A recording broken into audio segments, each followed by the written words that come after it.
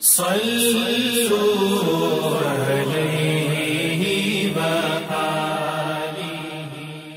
بخاری حدیث نمبر 1۔ حضور اکرم صلی اللہ علیہ وآلہ وسلم کا ارشاد ہے، تمام اعمال کا دار و مدار نیت پر ہے، اور ہر عمل کا نتیجہ ہر انسان کو اس کی نیت کے مطابق ہی ملے گا۔ پس جس کی ہجرت دولت دنیا حاصل کرنے کے لیے ہو یا کسی عورت سے شادی کی غرض سے ہو، پس اس کی ہجرت انہی چیزوں کے لیے ہوگی جن کے حاصل کرنے کی نیت سے اس نے ہجرت کی۔ صحیح بخاری حدیث نمبر 2۔ حضور اکرم صلی اللہ علیہ وآلہ وسلم نے فرمایا کہ وحی نازل ہوتے وقت کبھی مجھ کو گھنٹی کی سی آواز محسوس ہوتی ہے، اور وحی کی یہ کیفیت مجھ پر بہت شاخ گزرتی ہے۔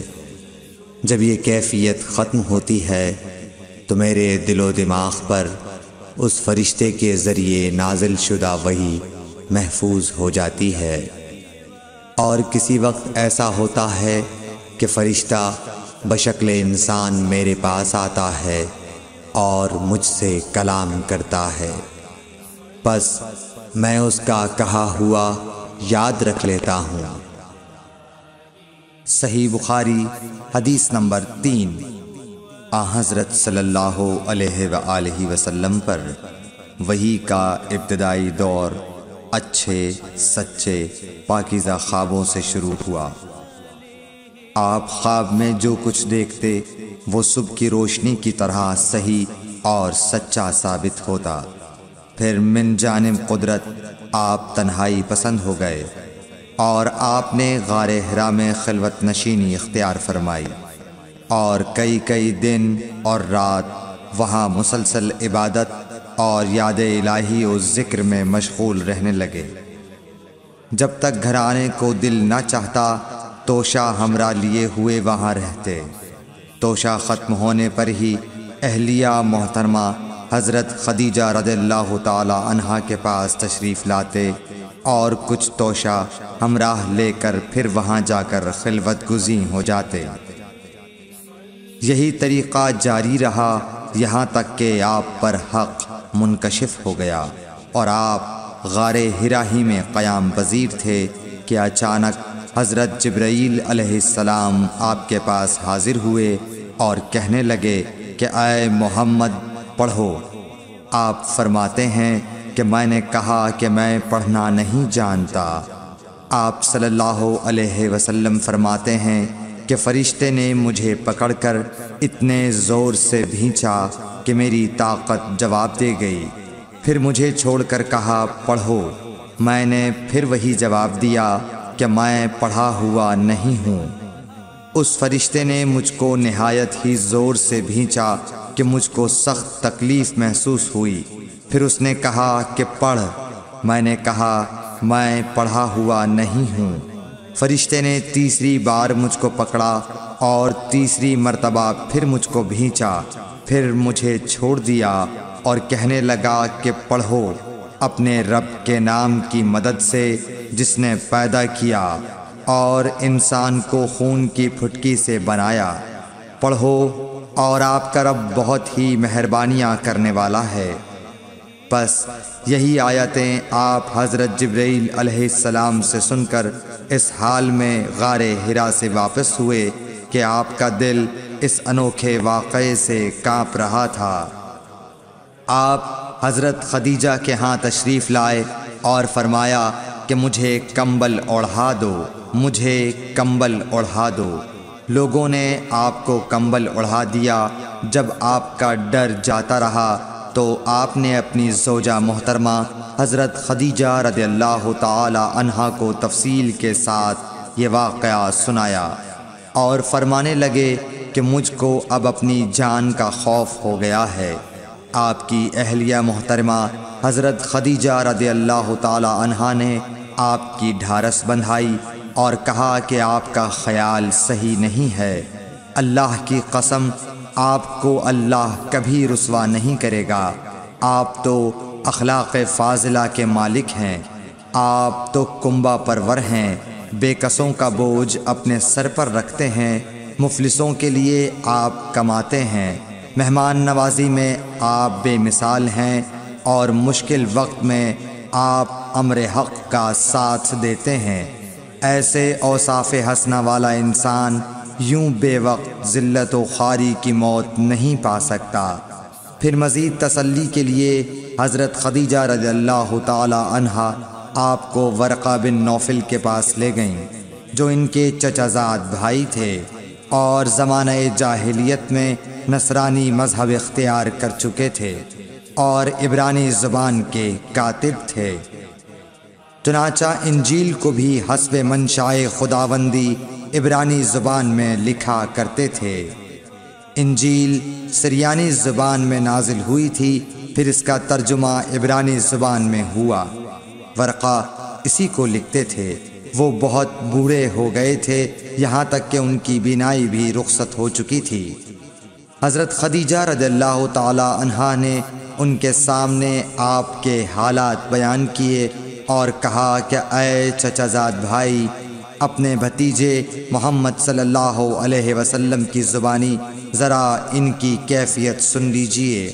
وہ بولے کہ بھتیجے، آپ نے جو کچھ دیکھا ہے اس کی تفصیل سناؤ۔ چنانچہ آپ صلی اللہ علیہ وآلہ وسلم نے از اول تا آخر پورا واقعہ سنایا، جسے سن کر ورقہ بے اختیار ہو کر بول اٹھے کہ یہ تو وہی ناموس معزز رازدان فرشتہ ہے جسے اللہ نے حضرت موسیٰ علیہ السلام پر وحی دے کر بھیجا تھا۔ کاش میں آپ کے اس عہد نبوت کے شروع ہونے پر جواں عمر ہوتا، کاش میں اس وقت تک زندہ رہتا جب کہ آپ کی قوم آپ کو اس شہر سے نکال دے گی۔ رسول کریم صلی اللہ علیہ وآلہ وسلم نے یہ سن کر تعجب سے پوچھا کہ کیا وہ لوگ مجھ کو نکال دیں گے، حالانکہ میں تو ان میں صادق و امین و مقبول ہوں۔ ورقہ بولا، ہاں یہ سب کچھ سچ ہے، مگر جو شخص بھی آپ کی طرح امر حق لے کر آیا لوگ اس کے دشمن ہی ہو گئے ہیں۔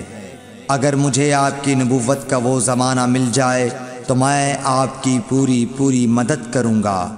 مگر ورقہ کچھ دنوں کے بعد انتقال کر گئے، پھر کچھ عرصے تک وحی کی آمد موقوف رہی۔ صحیح بخاری حدیث نمبر 4۔ حضور اکرم صلی اللہ علیہ وآلہ وسلم نے وحی کے رک جانے کے زمانے کے حالات بیان فرماتے ہوئے کہا کہ ایک روز میں چلا جا رہا تھا کہ اچانک میں نے آسمان کی طرف ایک آواز سنی اور میں نے اپنا سر آسمان کی طرف اٹھایا۔ کیا دیکھتا ہوں کہ وہی فرشتہ جو میرے پاس غار حرا میں آیا تھا وہ آسمان و زمین کے بیچ میں ایک کرسی پر بیٹھا ہوا ہے۔ میں اس سے ڈر گیا اور گھر آنے پر میں نے پھر کمبل اوڑھنے کی خواہش ظاہر کی۔ اس وقت اللہ پاک کی طرف سے یہ آیات نازل ہوئیں، اے لحاف اوڑھ کر لیٹنے والے، اٹھ کھڑا ہو اور لوگوں کو عذاب الہی سے ڈرا، اور اپنے رب کی بڑائی بیان کر، اور اپنے کپڑوں کو پاک صاف رکھ اور گندگی سے دور رہ۔ اس کے بعد وہی تیزی کے ساتھ پے در پے آنے لگی۔ صحیح بخاری حدیث نمبر 5۔ رسول اللہ صلی اللہ علیہ وآلہ وسلم نزول قرآن کے وقت بہت سختی محسوس فرمایا کرتے تھے، اور اس کی علامتوں میں سے ایک یہ تھی کہ یاد کرنے کے لیے آپ اپنے ہونٹوں کو ہلاتے تھے۔ ابن عباس رضی اللہ تعالیٰ عنہ نے کہا، میں اپنے ہونٹوں کو ہلاتا ہوں جس طرح آپ ہلاتے تھے۔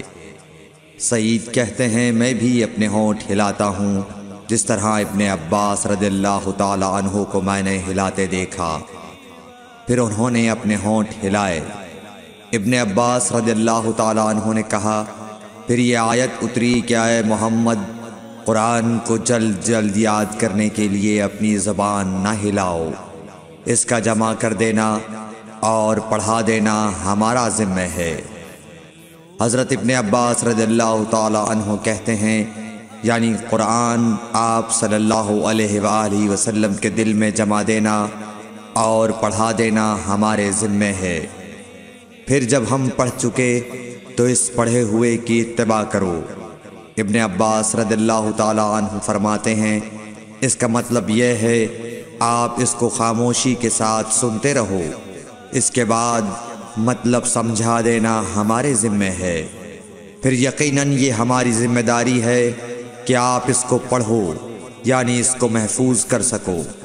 چنانچہ اس کے بعد جب آپ کے پاس حضرت جبرائیل علیہ السلام وحی لے کر آتے تو آپ توجہ سے سنتے، جب وہ چلے جاتے تو رسول اللہ صلی اللہ علیہ وسلم اس وحی کو اس طرح پڑھتے جس طرح حضرت جبرائیل علیہ السلام نے اسے پڑھا تھا۔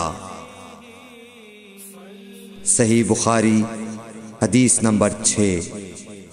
رسول اللہ صلی اللہ علیہ وآلہ وسلم سب لوگوں سے زیادہ جواد سخی تھے، اور رمضان میں دوسرے اوقات کے مقابلے میں جب جبرائیل علیہ السلام آپ صلی اللہ علیہ وآلہ وسلم سے ملتے بہت ہی زیادہ جود و کرم فرماتے۔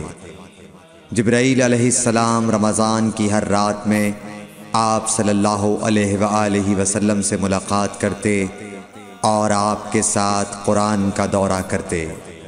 غرض حضرت صلی اللہ علیہ وآلہ وسلم لوگوں کو بھلائی پہنچانے میں بارش لانے والی ہوا سے بھی زیادہ جود و کرم فرمایا کرتے تھے۔ صحیح بخاری حدیث نمبر 7۔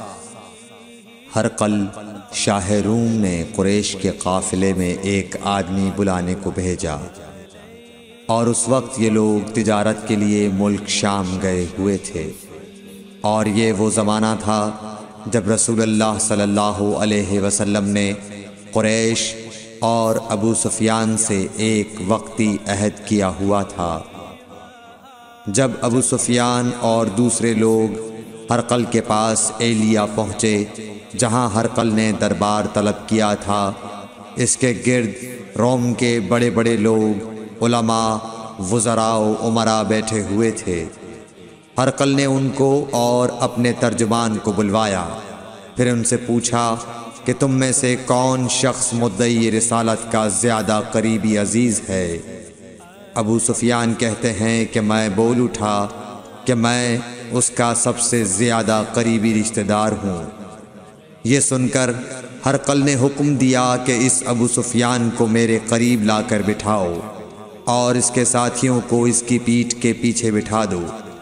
پھر اپنے ترجمان سے کہا کہ ان لوگوں سے کہہ دو کہ میں ابو سفیان سے اس شخص یعنی محمد صلی اللہ علیہ وسلم کے حالات پوچھتا ہوں، اگر یہ مجھ سے کسی بات میں جھوٹ بول دے تو تم اس کا جھوٹ ظاہر کر دینا۔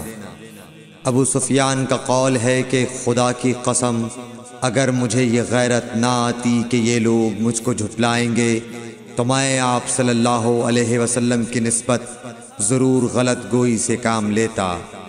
خیر، پہلی بات جو ہرقل نے مجھ سے پوچھی وہ یہ کہ اس شخص کا خاندان تم لوگوں میں کیسا ہے؟ میں نے کہا وہ تو بڑے اونچے عالی نسب والے ہیں۔ کہنے لگا اس سے پہلے بھی کسی نے تم لوگوں میں ایسی بات کہی تھی؟ میں نے کہا نہیں۔ کہنے لگا اچھا اس کے بڑوں میں کوئی بادشاہ ہوا ہے؟ میں نے کہا نہیں۔ پھر اس نے کہا بڑے لوگوں نے اس کی پیروی اختیار کی ہے یا کمزوروں نے؟ میں نے کہا نہیں، کمزوروں نے۔ پھر کہنے لگا اس کے تابعدار روز بڑھتے جاتے ہیں یا کوئی ساتھی پھر بھی جاتا ہے؟ میں نے کہا نہیں۔ کہنے لگا کیا اپنے اس دعوی نبوت سے پہلے کبھی کسی بھی موقع پر اس نے جھوٹ بولا ہے؟ میں نے کہا نہیں، اور اب ہماری اس سے صلح کی ایک مقررہ مدت ٹھہری ہوئی ہے، معلوم نہیں وہ اس میں کیا کرنے والا ہے۔ ابو سفیان کہتے ہیں میں اس بات کے سوا اور کوئی جھوٹ اس گفتگو میں شامل نہ کر سکا۔ ہرقل نے کہا کیا تمہاری اس سے کبھی لڑائی بھی ہوئی ہے؟ ہم نے کہا کہ ہاں۔ بولا پھر تمہاری اور اس کی جنگ کا کیا حال ہوتا ہے؟ میں نے کہا لڑائی ڈول کی طرح ہے، کبھی وہ ہم سے میدان جنگ جیت لیتے ہیں اور کبھی ہم ان سے جیت لیتے ہیں۔ ہرقل نے پوچھا وہ تمہیں کس بات کا حکم دیتا ہے؟ میں نے کہا وہ کہتا ہے کہ صرف ایک اللہ ہی کی عبادت کرو، اس کا کسی کو شریک نہ بناؤ، اور اپنے باپ دادا کی شرک کی باتیں چھوڑ دو، اور ہمیں نماز پڑھنے، سچ بولنے، پرہیزگاری اور صلہ رحمی کا حکم دیتا ہے۔ یہ سب سن کر پھر ہرقل نے اپنے ترجمان سے کہا کہ ابو سفیان سے کہہ دے کہ میں نے تم سے اس کا نسب پوچھا تو تم نے کہا کہ وہ ہم سے عالی نسب ہے، اور پیغمبر اپنی قوم میں عالی نسب ہی بھیجے جایا کرتے ہیں۔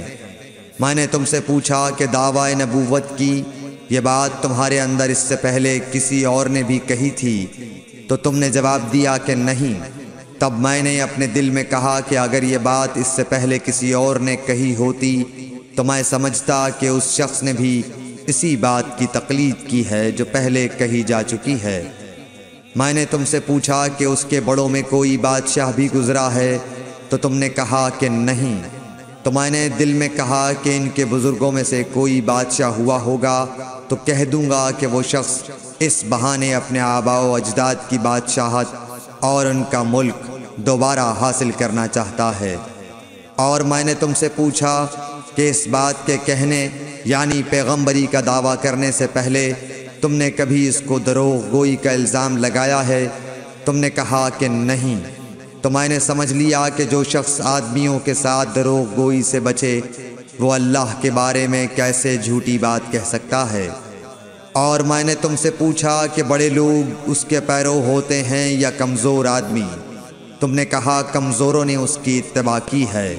تو دراصل یہی لوگ پیغمبروں کے متبعین ہوتے ہیں۔ اور میں نے تم سے پوچھا کہ اس کے ساتھی بڑھ رہے ہیں یا کم ہو رہے ہیں؟ تم نے کہا کہ وہ بڑھ رہے ہیں، اور ایمان کی کیفیت یہی ہوتی ہے حتیٰ کہ وہ کامل ہو جاتا ہے۔ اور میں نے تم سے پوچھا کہ آیا کوئی شخص اس کے دین سے ناخوش ہو کر مرتد بھی ہو جاتا ہے؟ تم نے کہا نہیں۔ تو ایمان کی خاصیت بھی یہی ہے، جن کے دلوں میں اس کی مسرت رچ بس جائے وہ اس سے لوٹا نہیں کرتے۔ اور میں نے تم سے پوچھا کہ آیا وہ کبھی عہد شکنی کرتے ہیں؟ تم نے کہا نہیں۔ پیغمبروں کا یہی حال ہوتا ہے، وہ عہد کی خلاف ورزی نہیں کرتے۔ اور میں نے تم سے کہا کہ وہ تم سے کس چیز کے لیے کہتے ہیں؟ تم نے کہا کہ وہ ہمیں حکم دیتے ہیں کہ اللہ کی عبادت کرو، اس کے ساتھ کسی کو شریک نہ ٹھہراؤ، اور تمہیں بتوں کی پرستش سے روکتے ہیں، سچ بولنے اور پرہیزگاری کا حکم دیتے ہیں۔ لہٰذا اگر یہ باتیں جو تم کہہ رہے ہو سچ ہیں تو ان قریب وہ اس جگہ کا مالک ہو جائے گا کہ جہاں میرے یہ دونوں پاؤں ہیں۔ مجھے معلوم تھا کہ وہ پیغمبر آنے والا ہے، مگر مجھے یہ معلوم نہیں تھا کہ وہ تمہارے اندر ہوگا۔ اگر میں جانتا کہ اس تک پہنچ سکوں گا تو اس سے ملنے کے لیے ہر تکلیف گوارا کرتا۔ اگر میں اس کے پاس ہوتا تو اس کے پاؤں دھوتا۔ ہرقل نے رسول اللہ صلی اللہ علیہ وسلم کا وہ خط منگایا جو آپ نے وحیہ کلبی رضی اللہ تعالیٰ عنہ کے ذریعے حاکم بصرہ کے پاس بھیجا تھا، اور اس نے وہ ہرقل کے پاس بھیج دیا تھا۔ پھر اس کو پڑھا تو اس میں لکھا تھا، اللہ کے نام کے ساتھ جو نہایت مہربان اور رحم والا ہے۔ اللہ کے بندے اور اس کے پیغمبر محمد صلی اللہ علیہ وسلم کی طرف سے یہ خط ہے شاہ روم کے لیے۔ اس شخص پر سلام ہو جو ہدایت کی پیروی کرے۔ اس کے بعد میں آپ کے سامنے دعوت اسلام پیش کرتا ہوں۔ اگر آپ اسلام لے آئیں گے تو دین و دنیا میں سلامتی نصیب ہوگی، اللہ آپ کو دوہرا ثواب دے گا، اور اگر آپ میری دعوت سے روگردانی کریں گے تو آپ کی رعایا کا گناہ بھی آپ ہی پر ہوگا۔ اور اے اہل کتاب، ایک ایسی بات پر آ جاؤ جو ہمارے اور تمہارے درمیان یکساں ہے، وہ یہ کہ ہم اللہ کے سوا کسی کی عبادت نہ کریں اور کسی کو اس کا شریک نہ ٹھہرائیں، اور نہ ہم میں سے کوئی کسی کو خدا کے سوا اپنا رب بنائے۔ پھر اگر وہ اہل کتاب اس کتاب سے منہ پھیر لیں تو مسلمانوں تم ان سے کہہ دو کہ تم مانو یا نہ مانو، ہم ایک خدا کے اطاعت گزار ہیں۔ ابو سفیان کہتے ہیں جب ہرقل نے جو کچھ کہنا تھا کہہ دیا اور خط پڑھ کر فارغ ہوا تو اس کے ارد گرد بہت شور و غوغا ہوا، بہت سی آوازیں اٹھیں اور ہمیں باہر نکال دیا گیا۔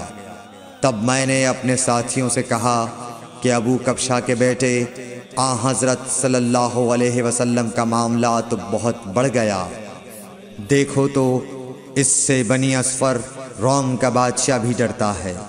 مجھے اس وقت سے اس بات کا یقین ہو گیا کہ حضور صلی اللہ علیہ وسلم ان قریب غالب ہو کر رہیں گے، حتیٰ کہ اللہ نے مجھے مسلمان کر دیا۔ راوی کا بیان ہے کہ ابن ناطور ایلیا کا حاکم ہرقل کا مصاحب اور شام کے نصارہ کا لاٹ پادری بیان کرتا تھا کہ ہرقل جب ایلیا آیا ایک دن صبح کو پریشان اٹھا تو اس کے درباریوں نے دریافت کیا کہ آج ہم آپ کی حالت بدلی ہوئی پاتے ہیں، کیا وجہ ہے؟ ابن ناطور کا بیان ہے کہ ہرقل نجومی تھا، علم نجوم میں وہ پوری مہارت رکھتا تھا۔ اس نے اپنے ہم نشینوں کو بتایا کہ میں نے آج رات ستاروں پر نظر ڈالی تو دیکھا کہ ختنہ کرنے والوں کا بادشاہ ہمارے ملک پر غالب آ گیا ہے۔ بھلا اس زمانے میں کون لوگ ختنہ کرتے ہیں؟ انہوں نے کہا کہ یہود کے سوا کوئی ختنہ نہیں کرتا، سو ان کی وجہ سے پریشان نہ ہوں۔ سلطنت کے تمام شہروں میں یہ حکم لکھ بھیجیے کہ وہاں جتنے یہودی ہوں سب قتل کر دیے جائیں۔ وہ لوگ انہی باتوں میں مشغول تھے کہ ہرقل کے پاس ایک آدمی لایا گیا جسے شاہ غسان نے بھیجا تھا۔ اس نے رسول اللہ صلی اللہ علیہ وسلم کے حالات بیان کیے۔ جب ہرقل نے سارے حالات سن لیے تو کہا کہ جا کر دیکھو وہ ختنہ کیے ہوئے ہے یا نہیں۔ انہوں نے اسے دیکھا تو بتلایا کہ وہ ختنہ کیا ہوا ہے۔ ہرقل نے جب اس شخص سے عرب کے بارے میں پوچھا تو اس نے بتلایا کہ وہ ختنہ کرتے ہیں۔ تب ہرقل نے کہا کہ یہی محمد صلی اللہ علیہ وسلم اس امت کے بادشاہ ہیں جو پیدا ہو چکے ہیں۔ پھر اس نے اپنے ایک دوست کو رومیہ خط لکھا اور وہ بھی علم نجوم میں ہرقل کی طرح ماہر تھا۔ پھر وہاں سے ہرقل حمص چلا گیا، ابھی حمص سے نکلا نہیں تھا کہ اس کے دوست کا خط اس کے جواب میں آ گیا۔ اس کی رائے بھی حضور صلی اللہ علیہ وسلم کے ظہور کے بارے میں ہرقل کے موافق تھی کہ محمد صلی اللہ علیہ وسلم واقعی پیغمبر ہیں۔ اس کے بعد ہرقل نے روم کے بڑے آدمیوں کو اپنے حمص کے محل میں طلب کیا اور اس کے حکم سے محل کے دروازے بند کر لیے گئے۔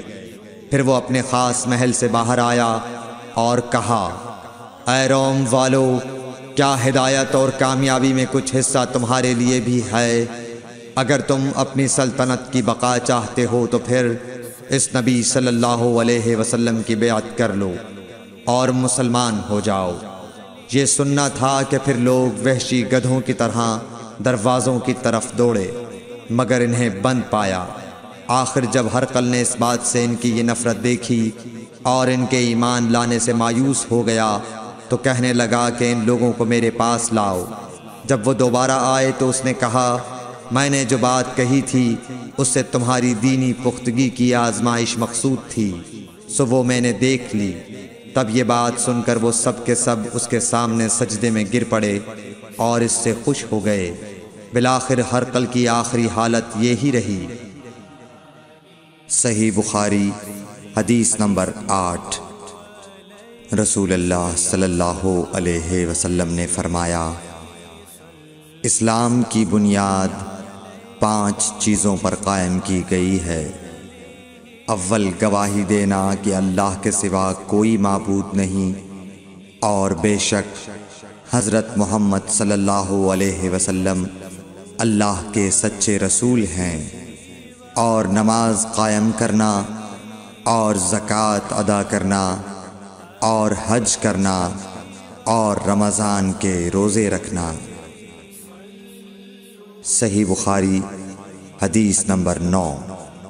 نبی کریم صلی اللہ علیہ وآلہ وسلم نے فرمایا کہ ایمان کی 60 سے کچھ اوپر شاخیں ہیں، اور حیا شرم بھی ایمان کی ایک شاخ ہے۔ صحیح بخاری حدیث نمبر 10۔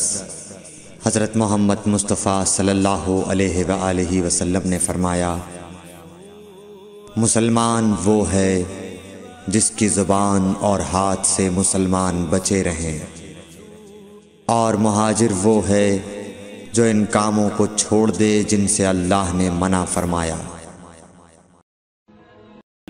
حدیث نمبر 11۔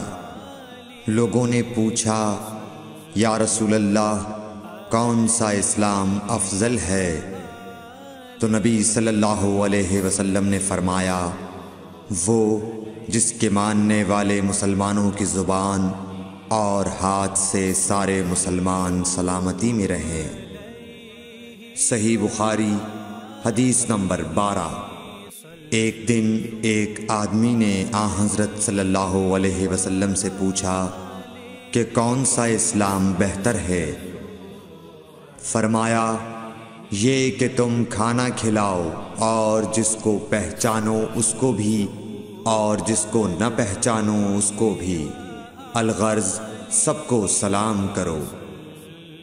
صحیح بخاری حدیث نمبر 13۔ حضور اکرم صلی اللہ علیہ وآلہ وسلم نے فرمایا، تم میں سے کوئی شخص ایماندار نہ ہوگا جب تک اپنے بھائی کے لیے وہ نہ چاہے جو اپنے نفس کے لیے چاہتا ہے۔ صحیح بخاری حدیث نمبر 14۔ رسول کریم صلی اللہ علیہ وسلم نے فرمایا، قسم ہے اس ذات کی جس کے ہاتھ میں میری جان ہے، تم میں سے کوئی بھی ایماندار نہ ہوگا جب تک میں اس کے والد اور اولاد سے بھی زیادہ اس کا محبوب نہ بن جاؤں۔ صحیح بخاری حدیث نمبر 15۔ حضرت صلی اللہ علیہ وسلم نے فرمایا، تم میں سے کوئی شخص ایماندار نہ ہوگا جب تک اس کے والد اور اس کی اولاد اور تمام لوگوں سے زیادہ اس کے دل میں میری محبت نہ ہو جائے۔ صحیح بخاری حدیث نمبر 16۔ نبی کریم صلی اللہ علیہ وآلہ وسلم نے فرمایا، 3 خصلتیں ایسی ہیں کہ جس میں یہ پیدا ہو جائیں اس نے ایمان کی مٹھاس کو پا لیا۔ اول یہ کہ اللہ اور اس کا رسول اس کے نزدیک سب سے زیادہ محبوب بن جائیں۔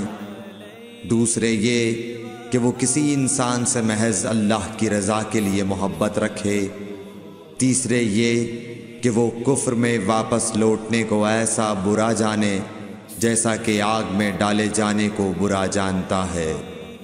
صحیح بخاری حدیث نمبر 17۔ حضور اکرم صلی اللہ علیہ وآلہ وسلم نے فرمایا، انصار سے محبت رکھنا ایمان کی نشانی ہے، اور انصار سے کینہ رکھنا نفاق کی نشانی ہے۔ صحیح بخاری حدیث نمبر 18۔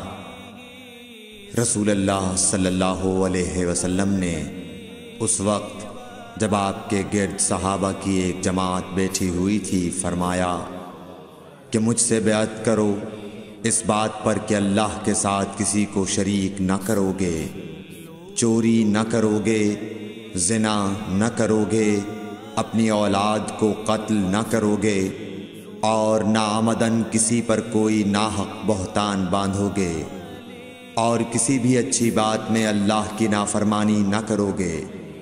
جو کوئی تم میں اس عہد کو پورا کرے گا تو اس کا ثواب اللہ کے ذمے ہے، اور جو کوئی ان بری باتوں میں سے کسی کا ارتکاب کرے اور اسے دنیا میں اسلامی قانون کے تحت سزا دے دی گئی تو یہ سزا اس کے گناہوں کے لیے بدلہ ہو جائے گی، اور جو کوئی ان میں سے کسی بات میں مبتلا ہو گیا اور اللہ نے اس کے گناہ کو چھپا لیا تو پھر اس کا معاملہ اللہ کے حوالے ہے، اگر چاہے معاف کرے اور اگر چاہے سزا دے دے۔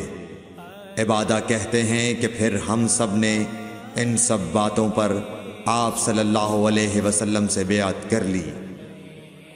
صحیح بخاری حدیث نمبر 19۔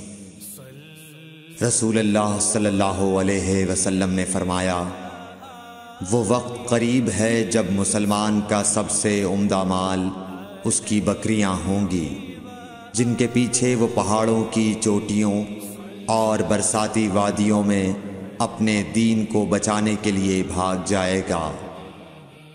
صحیح بخاری حدیث نمبر 20۔ رسول اللہ صلی اللہ علیہ وسلم کسی کام کا حکم دیتے تو وہ ایسا ہی کام ہوتا جس کے کرنے کی لوگوں میں طاقت ہوتی۔ اس پر صحابہ کرام نے عرض کیا کہ یا رسول اللہ، ہم لوگ تو آپ جیسے نہیں ہیں، آپ تو معصوم ہیں اور آپ کی اللہ پاک نے اگلی پچھلی سب لغزشیں معاف فرما دی ہیں، اس لیے ہمیں اپنے سے کچھ زیادہ عبادت کرنے کا حکم فرمائیے۔ یہ سن کر آپ ناراض ہوئے، حتیٰ کہ خفگی آپ کے چہرہ مبارک سے ظاہر ہونے لگی۔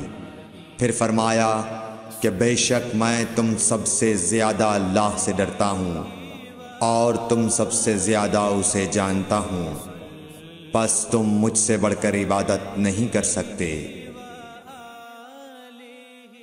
صحیح بخاری حدیث نمبر 21۔ حضور اکرم صلی اللہ علیہ وآلہ وسلم نے ارشاد فرمایا، جس شخص میں یہ 3 باتیں ہوں گی وہ ایمان کا مزہ پالے گا۔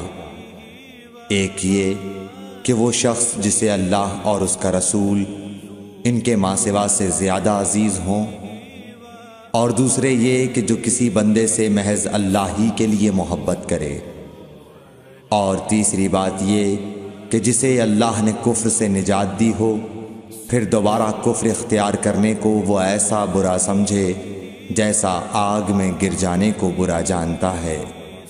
صحیح بخاری حدیث نمبر 22۔ حضرت محمد مصطفیٰ صلی اللہ علیہ وآلہ وسلم نے فرمایا، جب جنتی جنت میں اور دوزخی دوزخ میں داخل ہو جائیں گے، اللہ پاک فرمائے گا، جس کے دل میں رائی کے دانے کے برابر بھی ایمان ہو، اس کو بھی دوزخ سے نکال لو۔ تب ایسے لوگ دوزخ سے نکال لیے جائیں گے اور وہ جل کر کوئلے کی طرح سیاہ ہو چکے ہوں گے، پھر زندگی کی نہر میں یا بارش کے پانی میں ڈالے جائیں گے۔ اس وقت وہ دانے کی طرح اگائیں گے جس طرح ندی کے کنارے دانے اگاتے ہیں۔ کیا تم نے نہیں دیکھا کہ دانہ زردی مائل پیچ در پیچ نکلتا ہے؟ صحیح بخاری حدیث نمبر 23۔ حضور اکرم صلی اللہ علیہ وآلہ وسلم نے فرمایا، میں ایک وقت سو رہا تھا، میں نے خواب میں دیکھا کہ لوگ میرے سامنے پیش کیے جا رہے ہیں اور وہ کرتے پہنے ہوئے ہیں، کسی کا کرتا سینے تک ہے اور کسی کا اس سے نیچا ہے۔ پھر میرے سامنے عمر بن خطاب لائے گئے، ان کے بدن پر جو کرتا تھا اسے وہ گھسیٹ رہے تھے، یعنی ان کا کرتا زمین تک نیچا تھا۔ صحابہ رضی اللہ تعالی عنہ نے پوچھا کہ یا رسول اللہ، اس کی کیا تعبیر ہے؟ آپ نے فرمایا کہ اس سے دین مراد ہے۔ صحیح بخاری حدیث نمبر 24۔ ایک مرتبہ رسول کریم صلی اللہ علیہ وسلم ایک انصاری شخص کے پاس سے گزرے، اس حال میں کہ وہ اپنے ایک بھائی سے کہہ رہے تھے کہ تم اتنی شرم کیوں کرتے ہو؟ آپ نے اس انصاری سے فرمایا کہ اس کو اس کے حال پر رہنے دو، کیونکہ حیا بھی ایمان ہی کا ایک حصہ ہے۔ صحیح بخاری حدیث نمبر 25۔ رسول اللہ صلی اللہ علیہ وسلم نے فرمایا، مجھے اللہ کی طرف سے حکم دیا گیا ہے کہ لوگوں سے جنگ کروں اس وقت تک کہ وہ اس بات کا اقرار کر لیں کہ اللہ کے سوا کوئی معبود نہیں ہے، اور یہ کہ محمد صلی اللہ علیہ وسلم اللہ کے سچے رسول ہیں، اور نماز ادا کرنے لگیں اور زکوٰۃ دیں۔ جس وقت وہ یہ کرنے لگیں گے تو مجھ سے اپنے جان و مال کو محفوظ کر لیں گے، سوائے اسلام کے حق کے۔ رہا ان کے دل کا حال تو ان کا حساب اللہ کے ذمے ہے۔ صحیح بخاری حدیث نمبر 26۔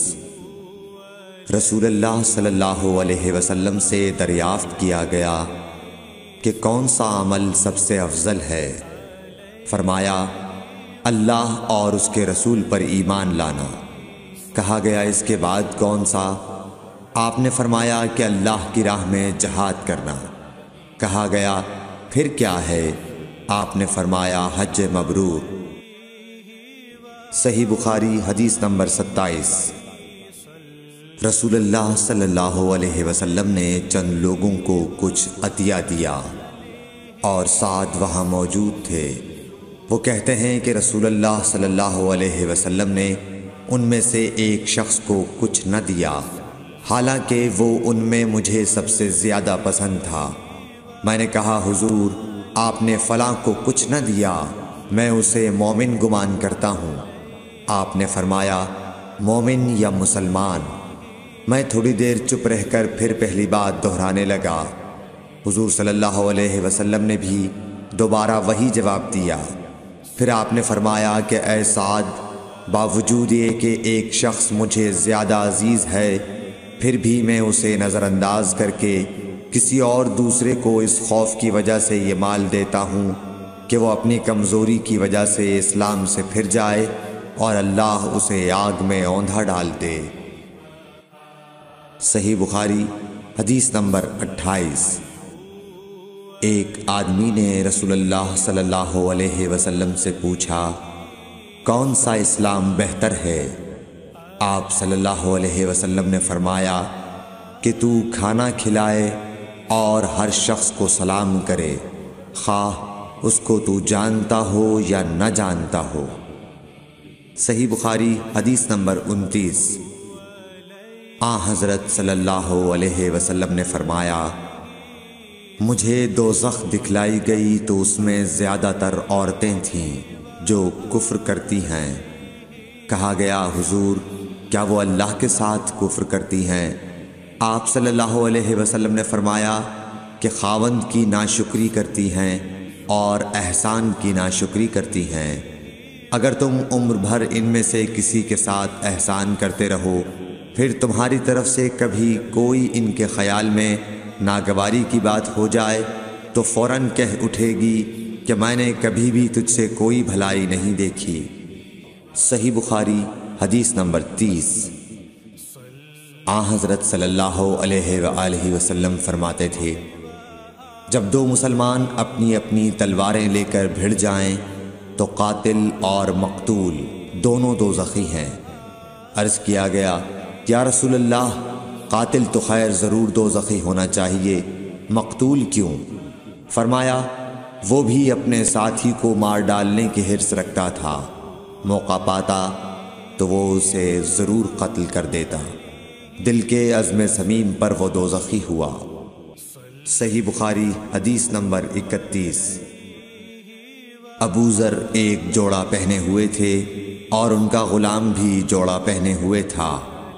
سبب دریافت کیا گیا تو کہنے لگے کہ میں نے ایک شخص یعنی غلام کو برا بھلا کہا تھا اور اس کی ماں کی غیرت دلائی یعنی گالی دی، تو رسول اللہ صلی اللہ علیہ وسلم نے یہ معلوم کر کے مجھ سے فرمایا اے ابو ذر تو نے اسے ماں کے نام سے غیرت دلائی ہے، بے شک تجھ میں ابھی کچھ زمانہ جاہلیت کا اثر باقی ہے، یاد رکھو ماتحت لوگ تمہارے بھائی ہیں، اللہ نے اپنی کسی مصلحت کی بنا پر انہیں تمہارے قبضے میں دے رکھا ہے، تو جس کے ماتحت اس کا کوئی بھائی ہو تو اس کو بھی وہی کھلائے جو آپ کھاتا ہے، اور وہ کپڑا اسے پہنائے جو آپ پہنتا ہے، اور ان کو اتنے کام کی تکلیف نہ دو کہ ان کے لیے مشکل ہو جائے، اور اگر کوئی سخت کام ڈالو تو تم خود بھی ان کی مدد کرو۔ صحیح بخاری حدیث نمبر 32۔ 31۔ جب سورہ انعام کی یہ آیت اتری، جو لوگ ایمان لائے اور انہوں نے اپنے ایمان میں گناہوں کی آمیزش نہیں کی، تو آپ صلی اللہ علیہ وسلم کے اصحاب نے کہا، یا رسول اللہ، یہ تو بہت ہی مشکل ہے، ہم میں کون ایسا ہے جس نے گناہ نہیں کیا؟ تب اللہ پاک نے سورہ لقمان کی یہ آیت اتاری کہ بے شک شرک بڑا ظلم ہے۔ صحیح بخاری حدیث نمبر 33۔ رسول اللہ صلی اللہ علیہ وآلہ وسلم نے فرمایا، منافق کی علامتیں 3 ہیں: جب بات کرے جھوٹ بولے، جب وعدہ کرے اس کے خلاف کرے، اور جب اس کو امین بنایا جائے تو خیانت کرے۔ صحیح بخاری حدیث نمبر 34۔ رسول اللہ صلی اللہ علیہ وسلم نے فرمایا کہ 4 عادتیں جس کسی میں ہوں تو وہ خالص منافق ہے، اور جس کسی میں ان 4 میں سے ایک عادت ہو تو وہ بھی نفاق ہی ہے جب تک اسے نہ چھوڑ دے۔ وہ یہ ہیں: جب اسے امین بنایا جائے تو امانت میں خیانت کرے، اور بات کرتے وقت جھوٹ بولے، اور جب کسی سے عہد کرے تو اسے پورا نہ کرے، اور جب کسی سے لڑے تو گالیوں پر اتر آئے۔ صحیح بخاری حدیث نمبر 35۔ رسول اللہ صلی اللہ علیہ وسلم نے فرمایا، جو شخص شب قدر ایمان کے ساتھ محض ثواب آخرت کے لیے ذکر و عبادت میں گزارے، اس کے گزشتہ گناہ بخش دیے جاتے ہیں۔ صحیح بخاری حدیث نمبر 36۔ رسول اللہ صلی اللہ علیہ وسلم نے فرمایا، جو شخص اللہ کی راہ میں جہاد کے لیے نکلا، اللہ اس کا ضامن ہو گیا۔ اللہ تعالیٰ فرماتا ہے، اس کو میری ذات پر یقین اور میرے پیغمبروں کی تصدیق نے اس سرفروشی کے لیے گھر سے نکالا ہے۔ میں اس بات کا ضامن ہوں کہ یا تو اس کو واپس کر دوں ثواب اور مال غنیمت کے ساتھ، یا شہید ہونے کے بعد جنت میں داخل کر دوں۔ رسول اللہ صلی اللہ علیہ وسلم نے فرمایا، اور اگر میں اپنی امت پر اس کام کو دشوار نہ سمجھتا تو لشکر کا ساتھ نہ چھوڑتا، اور میری خواہش ہے کہ اللہ کی راہ میں مارا جاؤں، پھر زندہ کیا جاؤں، پھر مارا جاؤں، پھر زندہ کیا جاؤں، پھر مارا جاؤں۔ صحیح بخاری حدیث نمبر 37۔ حضرت صلی اللہ علیہ وسلم نے فرمایا، جو کوئی رمضان میں راتوں کو ایمان رکھ کر اور ثواب کے لیے عبادت کرے، اس کے اگلے گناہ بخش دیے جاتے ہیں۔ صحیح بخاری حدیث نمبر 38۔ حضرت صلی اللہ علیہ وسلم نے فرمایا، جس نے رمضان کے روزے ایمان اور خالص نیت کے ساتھ رکھے، اس کے پچھلے گناہ بخش دیے گئے۔ صحیح بخاری حدیث نمبر 39۔ حضرت صلی اللہ علیہ وسلم نے فرمایا، بے شک دین آسان ہے، اور جو شخص دین میں سختی اختیار کرے گا تو دین اس پر غالب آ جائے گا اور اس کی سختی نہ چل سکے گی۔ بس اس لیے اپنے عمل میں پختگی اختیار کرو، اور جہاں تک ممکن ہو میانہ روی برتو، اور خوش ہو جاؤ کہ اس طرز عمل سے تم کو دارین کے فوائد حاصل ہوں گے، اور صبح اور دوپہر اور شام اور کسی قدر رات میں عبادت سے مدد حاصل کرو۔ نماز 5 وقتہ بھی مراد ہو سکتی ہے کہ پابندی سے ادا کرو۔ صحیح بخاری حدیث نمبر 40۔ رسول اللہ صلی اللہ علیہ وسلم جب مدینہ تشریف لائے تو پہلے اپنی نانہال اترے جو انصار تھے، اور وہاں آپ نے 16 یا 17 ماہ بیت المقدس کی طرف منہ کر کے نماز پڑھی، اور آپ کی خواہش تھی کہ آپ کا قبلہ بیت اللہ کی طرف ہو۔ جب بیت اللہ کی طرف نماز پڑھنے کا حکم ہو گیا تو تو سب سے پہلی نماز جو آپ نے بیت اللہ کی طرف پڑھی عصر کی نماز تھی۔ وہاں آپ صلی اللہ علیہ وسلم کے ساتھ لوگوں نے بھی نماز پڑھی۔ پھر آپ کے ساتھ نماز پڑھنے والوں سے ایک آدمی نکلا اور اس کا مسجد بنی حارثہ کی طرف گزر ہوا تو وہ لوگ رکوع میں تھے۔ وہ بولا کہ میں اللہ کی گواہی دیتا ہوں کہ میں نے رسول اللہ صلی اللہ علیہ وسلم کے ساتھ مکے کی طرف منہ کر کے نماز پڑھی ہے۔ یہ سن کر وہ لوگ اسی حال میں بیت اللہ کی طرف گھوم گئے، اور جب رسول اللہ صلی اللہ علیہ وسلم بیت المقدس کی طرف منہ کر کے نماز پڑھا کرتے تھے، یہودی اور عیسائی خوش ہوتے تھے، مگر جب آپ نے بیت اللہ کی طرف منہ پھیر لیا تو انہیں یہ امر ناگوار ہوا۔ زہیر ایک راوی کہتے ہیں کہ ہم سے ابو اسحاق نے برا سے یہ حدیث بھی نقل کی ہے کہ قبلہ کی تبدیلی سے پہلے کچھ مسلمان انتقال کر چکے تھے، تو ہمیں یہ معلوم نہ ہو سکا کہ ان کی نمازوں کے بارے میں کیا کہیں۔ تب اللہ نے یہ آیت نازل کی، وَمَا كَانَ اللَّهُ لِيُضِيعَ إِيمَانَكُمْ، سورہ بقرہ آیت نمبر 143۔ صحیح بخاری حدیث نمبر 41۔ حضور اکرم صلی اللہ علیہ وآلہ وسلم نے ارشاد فرمایا کہ جب ایک بندہ مسلمان ہو جائے اور اس کا اسلام عمدہ ہو، یقین و خلوص کے ساتھ ہو، تو اللہ اس کے گناہ کو جو اس نے اس اسلام لانے سے پہلے کیا معاف فرما دیتا ہے، اور اب اس کے بعد کے لیے بدلہ شروع ہو جاتا ہے، یعنی ایک نیکی کے عوض 10 گناہ سے لے کر 700 گناہ تک ثواب، اور ایک برائی کا اسی برائی کے مطابق بدلہ دیا جاتا ہے، مگر یہ کہ اللہ تعالیٰ اس برائی سے بھی درگزر کرے اور اسے بھی معاف فرما دے، یہ بھی اس کے لیے آسان ہے۔ صحیح بخاری حدیث نمبر 42۔ رسول اللہ صلی اللہ علیہ وسلم نے فرمایا کہ تم میں سے کوئی شخص جب اپنے اسلام کو عمدہ بنا لے، یعنی نفاق اور ریا سے پاک کر لے، تو ہر نیک کام جو وہ کرتا ہے اس کے عوض 10 سے لے کر 700 گناہ تک نیکیاں لکھی جاتی ہیں، اور ہر برا کام جو کرتا ہے تو وہ اتنا ہی لکھا جاتا ہے جتنا کہ اس نے کیا ہے۔ صحیح بخاری حدیث نمبر 43۔ رسول اللہ صلی اللہ علیہ وسلم ایک دن حضرت عائشہ رضی اللہ تعالی عنہا کے پاس آئے۔ اس وقت ایک عورت حضرت عائشہ رضی اللہ تعالی عنہا کے پاس بیٹھی تھی۔ آپ صلی اللہ علیہ وسلم نے دریافت کیا، یہ کون ہے؟ عرض کیا، فلاں عورت، اور اس کی نماز کے اشتیاق اور پابندی کا ذکر کیا۔ آپ صلی اللہ علیہ وسلم نے فرمایا، ٹھہر جاؤ، سن لو کہ تم پر اتنا ہی عمل واجب ہے جتنے عمل کی تمہارے اندر طاقت ہے۔ اللہ کی قسم، ثواب دینے سے اللہ نہیں اکتاتا، مگر تم عمل کرتے کرتے اکتا جاؤ گے، اور اللہ کو دین کا وہی عمل زیادہ پسند ہے جس کی ہمیشہ پابندی کی جا سکے، اور انسان بغیر اکتائے اسے انجام دے۔ صحیح بخاری حدیث نمبر 44۔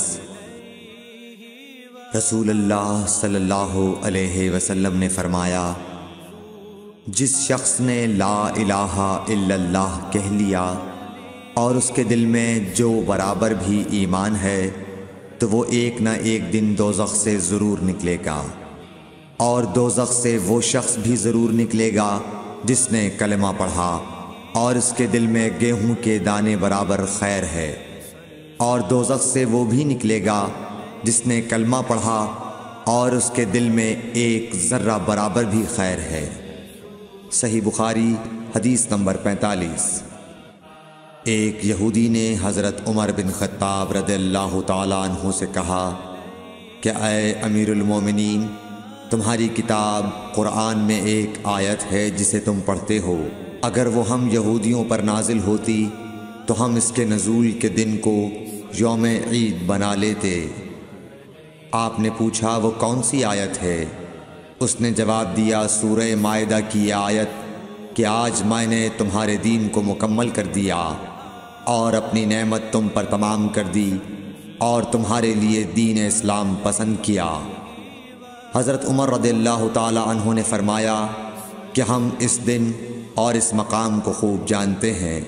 جب یہ آیت رسول اللہ صلی اللہ علیہ وسلم پر نازل ہوئی، اس وقت آپ صلی اللہ علیہ وسلم عرفات میں جمعے کے دن کھڑے ہوئے تھے۔ صحیح بخاری حدیث نمبر 46۔ طلحہ بن عبید اللہ کہتے تھے کہ نجد والوں میں سے ایک شخص حضرت صلی اللہ علیہ وسلم کے پاس آیا، سر پریشان یعنی بال بکھرے ہوئے تھے۔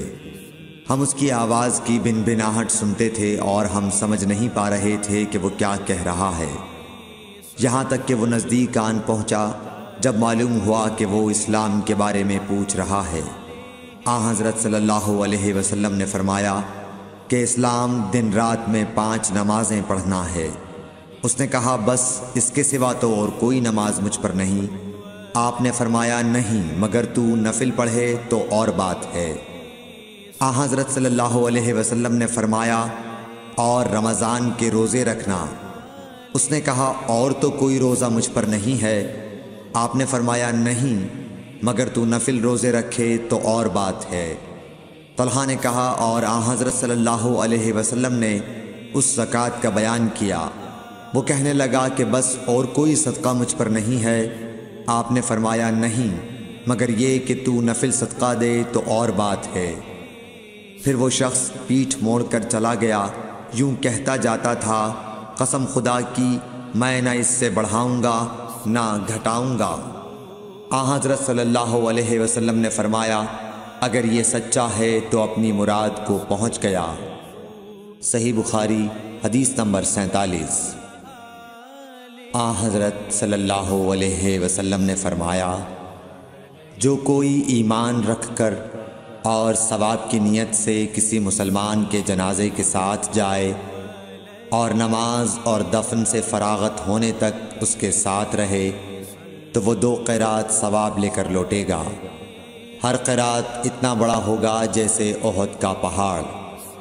اور جو شخص جنازے پر نماز پڑھ کر دفن سے پہلے لوٹ جائے تو وہ 1 قیرات ثواب لے کر لوٹے گا۔ صحیح بخاری حدیث نمبر 48۔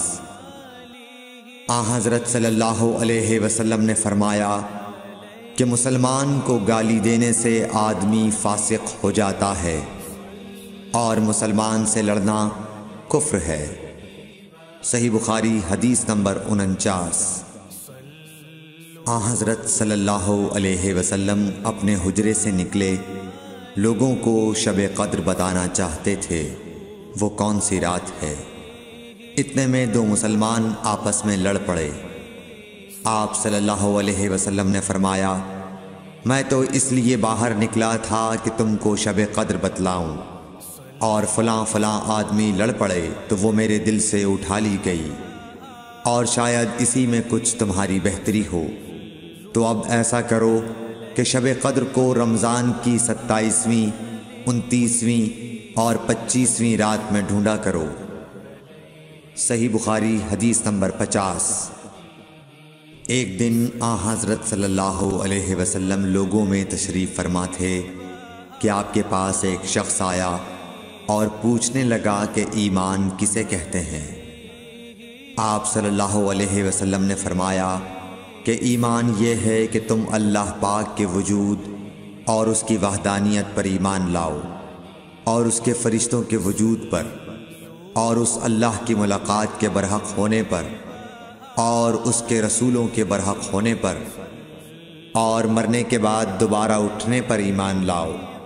پھر اس نے پوچھا کہ اسلام کیا ہے؟ آپ صلی اللہ علیہ وسلم نے پھر جواب دیا کہ اسلام یہ ہے کہ تم خالص اللہ کی عبادت کرو اور اس کے ساتھ کسی کو شریک نہ بناؤ، اور نماز قائم کرو، اور زکوٰۃ فرض ادا کرو، اور رمضان کے روزے رکھو۔ پھر اس نے احسان کے متعلق پوچھا۔ آپ صلی اللہ علیہ وسلم نے فرمایا احسان یہ ہے کہ تم اللہ کی عبادت اس طرح کرو گویا تم اسے دیکھ رہے ہو۔ اگر یہ درجہ نہ حاصل ہو تو پھر یہ تو سمجھو کہ وہ تم کو دیکھ رہا ہے۔ پھر اس نے پوچھا کہ قیامت کب آئے گی؟ آپ صلی اللہ علیہ وسلم نے فرمایا کہ اس کے بارے میں جواب دینے والا پوچھنے والے سے کچھ زیادہ نہیں جانتا، البتہ میں تمہیں اس کی نشانیاں بتلا سکتا ہوں۔ وہ یہ ہیں کہ جب لونڈی اپنے آقا کو جنے گی، اور جب سیاہ اونٹوں کے چرانے والے دیہاتی لوگ ترقی کرتے کرتے مکانات کی تعمیر میں ایک دوسرے سے بازی لے جانے کی کوشش کریں گے، یاد رکھو قیامت کا علم ان 5 چیزوں میں ہے جن کو اللہ کے سوا کوئی نہیں جانتا۔ پھر آپ صلی اللہ علیہ وسلم نے یہ آیت پڑھی کہ اللہ ہی کو قیامت کا علم ہے کہ وہ کب ہوگی۔ پھر وہ پوچھنے والا پیٹھ پھیر کر جانے لگا۔ آپ نے فرمایا کہ اسے واپس بلا کر لاؤ۔ لوگ دوڑ پڑے مگر وہ کہیں نظر نہیں آیا۔ آپ صلی اللہ علیہ وسلم نے فرمایا کہ یہ جبرائیل علیہ السلام تھے جو لوگوں کو ان کا دین سکھانے آئے تھے۔ صحیح بخاری حدیث نمبر 51۔ ہرقل شاہ روم نے ابو سفیان سے کہا، میں نے تم سے پوچھا تھا کہ اس رسول کے ماننے والے بڑھ رہے ہیں یا گھٹ رہے ہیں؟ تو نے جواب میں بتلایا کہ وہ بڑھ رہے ہیں۔ ٹھیک ہے، ایمان کا یہی حال رہتا ہے یہاں تک کہ وہ پورا ہو جائے۔ اور میں نے تجھ سے پوچھا تھا کہ کوئی اس کے دین میں آ کر پھر اس کو برا جان کر پھر جاتا ہے؟ تو نے کہا نہیں۔ اور ایمان کا یہی حال ہے، جب اس کی خوشی دل میں سما جاتی ہے تو پھر اس کو کوئی برا نہیں سمجھ سکتا۔ صحیح بخاری حدیث نمبر 52۔ حضور اکرم صلی اللہ علیہ وسلم فرماتے تھے، حلال کھلا ہوا ہے اور حرام بھی کھلا ہوا ہے، اور ان دونوں کے درمیان بعض چیزیں شبے کی ہیں جن کو بہت لوگ نہیں جانتے کہ حلال ہیں یا حرام۔ پھر جو کوئی شبے کی چیزوں سے بھی بچ گیا اس نے اپنے دین اور عزت کو بچا لیا، اور جو کوئی ان شبے کی چیزوں میں پڑ گیا اس کی مثال اس چرواہے کی ہے جو شاہی محفوظ چراگاہ کے آس پاس اپنے جانوروں کو چرائے۔ وہ قریب ہے کہ کبھی اس چراگاہ کے اندر گھس جائے اور شاہی مجرم قرار پائے۔ سن لو، ہر بادشاہ کی ایک چراگاہ ہوتی ہے، اللہ کی چراگاہ اس کی زمین پر حرام چیزیں ہیں، پس ان سے بچو۔ اور سن لو، بدن میں ایک گوشت کا ٹکڑا ہے، جب وہ درست ہوگا سارا بدن درست ہوگا، اور جہاں بگڑا سارا بدن بگڑ گیا۔ سن لو، وہ ٹکڑا آدمی کا دل ہے۔ صحیح بخاری حدیث نمبر 53۔ عبد القیس کا وفد جب حضرت صلی اللہ علیہ وسلم کے پاس آیا تو آپ نے پوچھا کہ یہ کون سی قوم کے لوگ ہیں یا یہ وفد کہاں کا ہے؟ انہوں نے کہا کہ ربیعہ خاندان کے لوگ ہیں۔ آپ صلی اللہ علیہ وسلم نے فرمایا، مرحبا اس قوم کو یا اس وفد کو، نہ ذلیل ہونے والے نہ شرمندہ ہونے والے، یعنی ان کا آنا بہت خوب ہے۔ وہ کہنے لگے، اے اللہ کے رسول صلی اللہ علیہ وسلم، ہم آپ کی خدمت میں صرف ان حرمت والے مہینوں میں آ سکتے ہیں، کیونکہ ہمارے اور آپ کے درمیان مضر کے کافروں کا قبیلہ آباد ہے۔ پس آپ ہم کو ایک ایسی قطعی بات بتلا دیجئے جس کی خبر ہم اپنے پچھلے لوگوں کو بھی کر دیں جو یہاں نہیں آئے، اور اس پر عمل درآمد کر کے ہم جنت میں داخل ہو جائیں۔ اور انہوں نے آپ سے اپنے برتنوں کے بارے میں بھی پوچھا۔ آپ صلی اللہ علیہ وسلم نے ان کو 4 باتوں کا حکم اور 4 قسم کے برتنوں کو استعمال میں لانے سے منع فرمایا۔ ان کو حکم دیا کہ ایک اکیلے خدا پر ایمان لاؤ۔ پھر آپ صلی اللہ علیہ وسلم نے پوچھا کہ جانتے ہو ایک اکیلے اللہ پر ایمان لانے کا مطلب کیا ہے؟ انہوں نے کہا کہ اللہ اور اس کے رسول ہی کو معلوم ہے۔ آپ نے فرمایا کہ اس بات کی گواہی دینا کہ اللہ کے سوا کوئی معبود نہیں، اور یہ حضرت محمد صلی اللہ علیہ وسلم اس کے سچے رسول ہیں، اور نماز قائم کرنا اور زکوٰۃ ادا کرنا اور رمضان کے روزے رکھنا اور مال غنیمت سے جو ملے اس کا 5واں حصہ مسلمانوں کے بیت المال میں داخل کرنا، اور 4 برتنوں کے استعمال سے آپ صلی اللہ علیہ وسلم نے ان کو منع فرمایا، سبز لاکھی مرتبان سے اور کدو کے بنائے ہوئے برتن سے، لکڑی کے کھودے ہوئے برتن سے اور روغنی برتن سے، اور فرمایا کہ ان باتوں کو حفظ کر لو اور ان لوگوں کو بھی بتلا دینا جو تم سے پیچھے ہیں اور یہاں نہیں آئے ہیں۔ صحیح بخاری حدیث نمبر 54۔ حضرت صلی اللہ علیہ وسلم نے فرمایا، عمل نیت ہی سے صحیح ہوتے ہیں یا نیت ہی کے مطابق ان کو بدلہ ملتا ہے، اور ہر آدمی کو وہی ملے گا جو نیت کرے گا۔ پس جو کوئی اللہ اور اس کے رسول کی رضا کے لیے ہجرت کرے اور اس کی ہجرت اللہ اور اس کے رسول کی طرف ہوگی، اور جو کوئی دنیا کمانے کے لیے یا کسی عورت سے شادی کرنے کے لیے ہجرت کرے گا تو اس کی ہجرت انہی کاموں کے لیے ہوگی۔ صحیح بخاری حدیث نمبر 55۔ حضرت صلی اللہ علیہ وسلم نے فرمایا، جب آدمی ثواب کی نیت سے اپنے اہل و عیال پر خرچ کرے پس وہ بھی اس کے لیے صدقہ ہے۔ صحیح بخاری حدیث نمبر 56۔ حضرت صلی اللہ علیہ وسلم نے فرمایا، بے شک تو جو کچھ خرچ کرے اور اس سے تیری نیت اللہ کی رضا حاصل کرنی ہو تو تجھ کو اس کا ثواب ملے گا، یہاں تک کہ اس پر بھی جو تو اپنی بیوی کے منہ میں ڈالے۔ صحیح بخاری حدیث نمبر 57۔ جریر بن عبداللہ رضی اللہ تعالی عنہ نے کہا کہ حضرت صلی اللہ علیہ وسلم سے میں نے نماز قائم کرنے اور زکوٰۃ ادا کرنے اور ہر مسلمان کی خیر خواہی کرنے پر بیعت کی۔ صحیح بخاری حدیث نمبر 58۔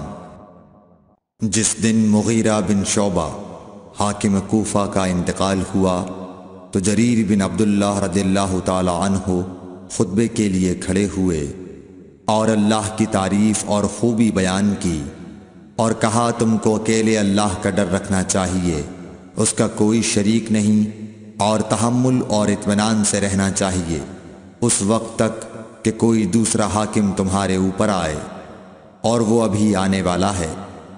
پھر فرمایا کہ اپنے مرنے والے حاکم کے لیے دعائے مغفرت کرو، کیونکہ وہ مغیرہ بھی معافی کو پسند کرتا تھا۔ پھر کہا کہ اس کے بعد تم کو معلوم ہونا چاہیے کہ میں ایک دفعہ حضرت صلی اللہ علیہ وسلم کے پاس آیا اور میں نے عرض کیا کہ میں آپ سے اسلام پر بیعت کرتا ہوں۔ آپ نے مجھ سے ہر مسلمان کی خیر خواہی کے لیے شرط کی، پس میں نے اس شرط پر آپ سے بیعت کر لی۔ پس اس مسجد کے رب کی قسم کہ میں تمہارا خیر خواہ ہوں۔ پھر استغفار کیا اور ممبر سے اتر آئے۔ صحیح بخاری حدیث نمبر 59۔ ایک بار حضرت صلی اللہ علیہ وسلم لوگوں میں بیٹھے ہوئے ان سے باتیں کر رہے تھے، اتنے میں ایک دیہاتی آپ کے پاس آیا اور پوچھنے لگا کہ قیامت کب آئے گی۔ آپ صلی اللہ علیہ وسلم اپنی گفتگو میں مصروف رہے۔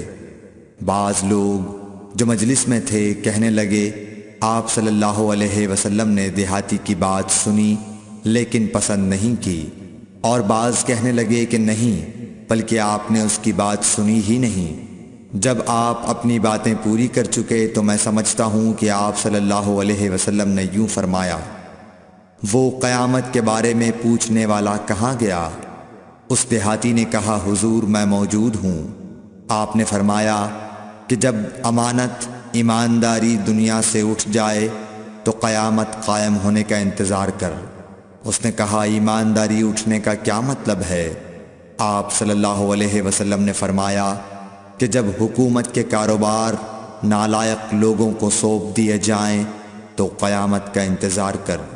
صحیح بخاری حدیث نمبر 60۔ عبداللہ بن عمرو نے کہا کہ ایک سفر میں جو ہم نے کیا تھا، حضرت صلی اللہ علیہ وسلم ہم سے پیچھے رہ گئے، اور آپ صلی اللہ علیہ وسلم ہم سے اس وقت ملے جب عصر کی نماز کا وقت آن پہنچا تھا۔ ہم جلدی جلدی وضو کر رہے تھے، پس پاؤں کو خوب دھونے کے بدل ہم یوں ہی سا دھو رہے تھے۔ یہ حال دیکھ کر آپ صلی اللہ علیہ وسلم نے بلند آواز سے پکارا، دیکھو ایڑیوں کی خرابی دوزخ سے ہونے والی ہے۔ 2 یا 3 بار آپ صلی اللہ علیہ وسلم نے یوں ہی بلند آواز سے فرمایا۔ صحیح بخاری حدیث نمبر 60۔ صحیح بخاری حدیث نمبر 61۔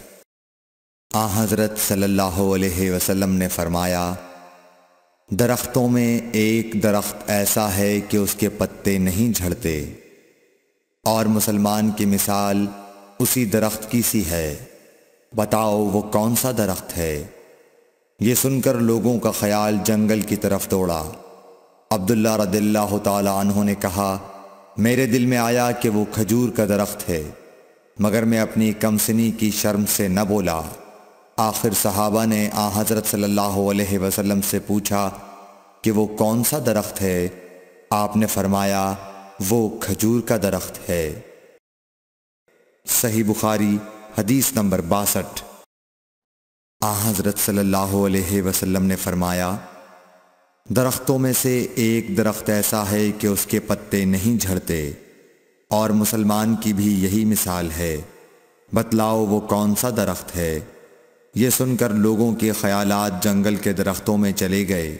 عبداللہ نے کہا کہ میرے دل میں آیا کہ بتلا دوں کہ وہ کھجور کا درخت ہے، لیکن وہاں بہت بزرگ موجود تھے، اس لیے مجھ کو شرم آئی۔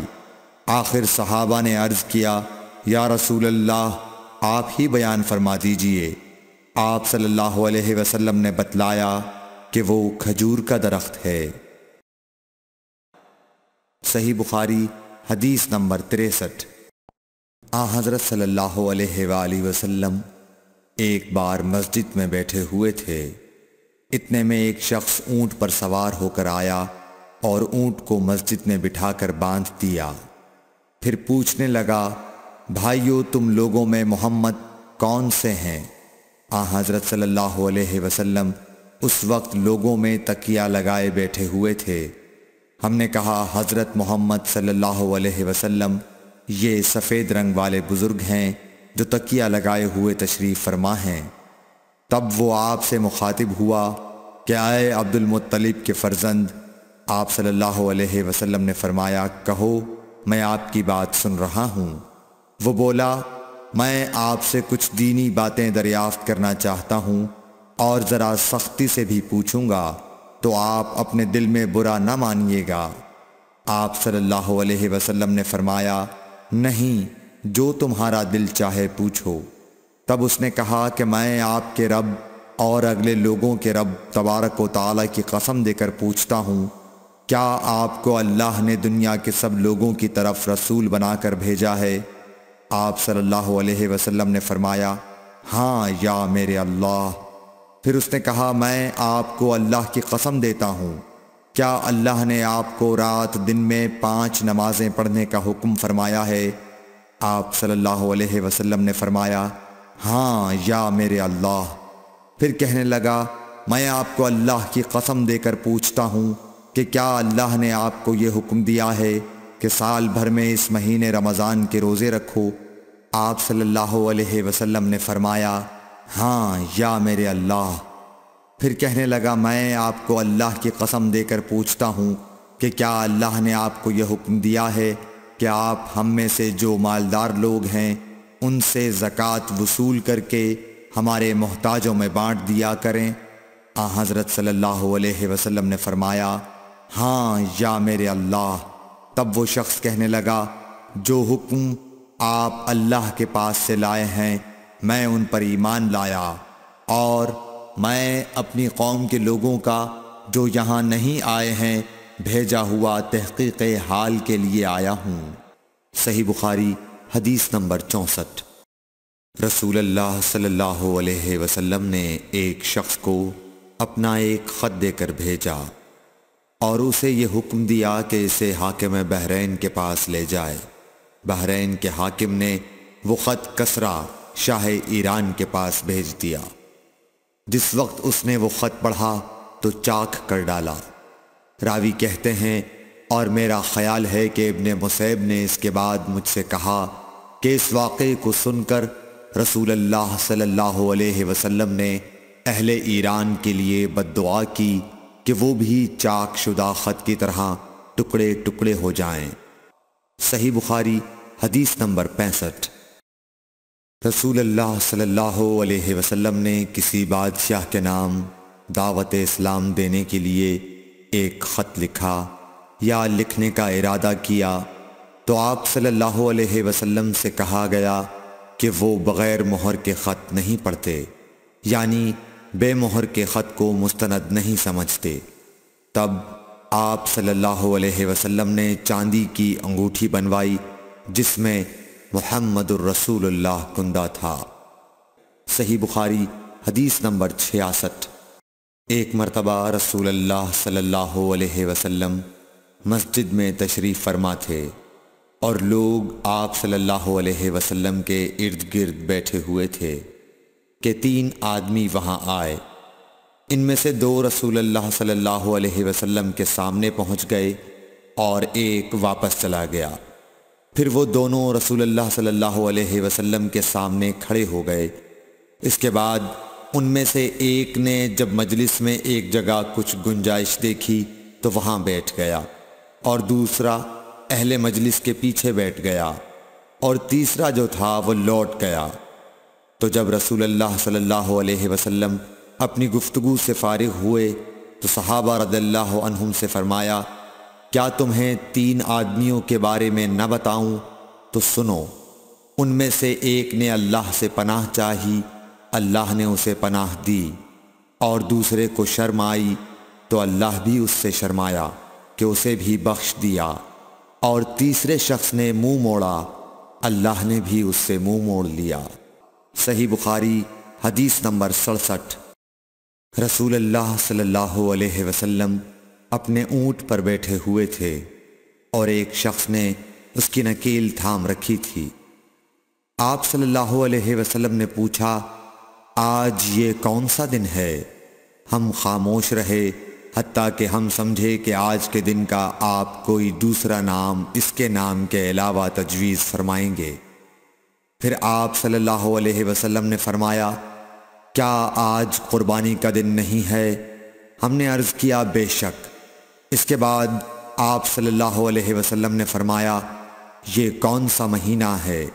ہم اس پر بھی خاموش رہے اور یہی سمجھے کہ اس مہینے کا بھی آپ اس کے نام کے علاوہ کوئی دوسرا نام تجویز فرمائیں گے۔ پھر آپ صلی اللہ علیہ وسلم نے فرمایا، کیا یہ ذوالحجہ کا مہینہ نہیں ہے؟ ہم نے عرض کیا، بے شک۔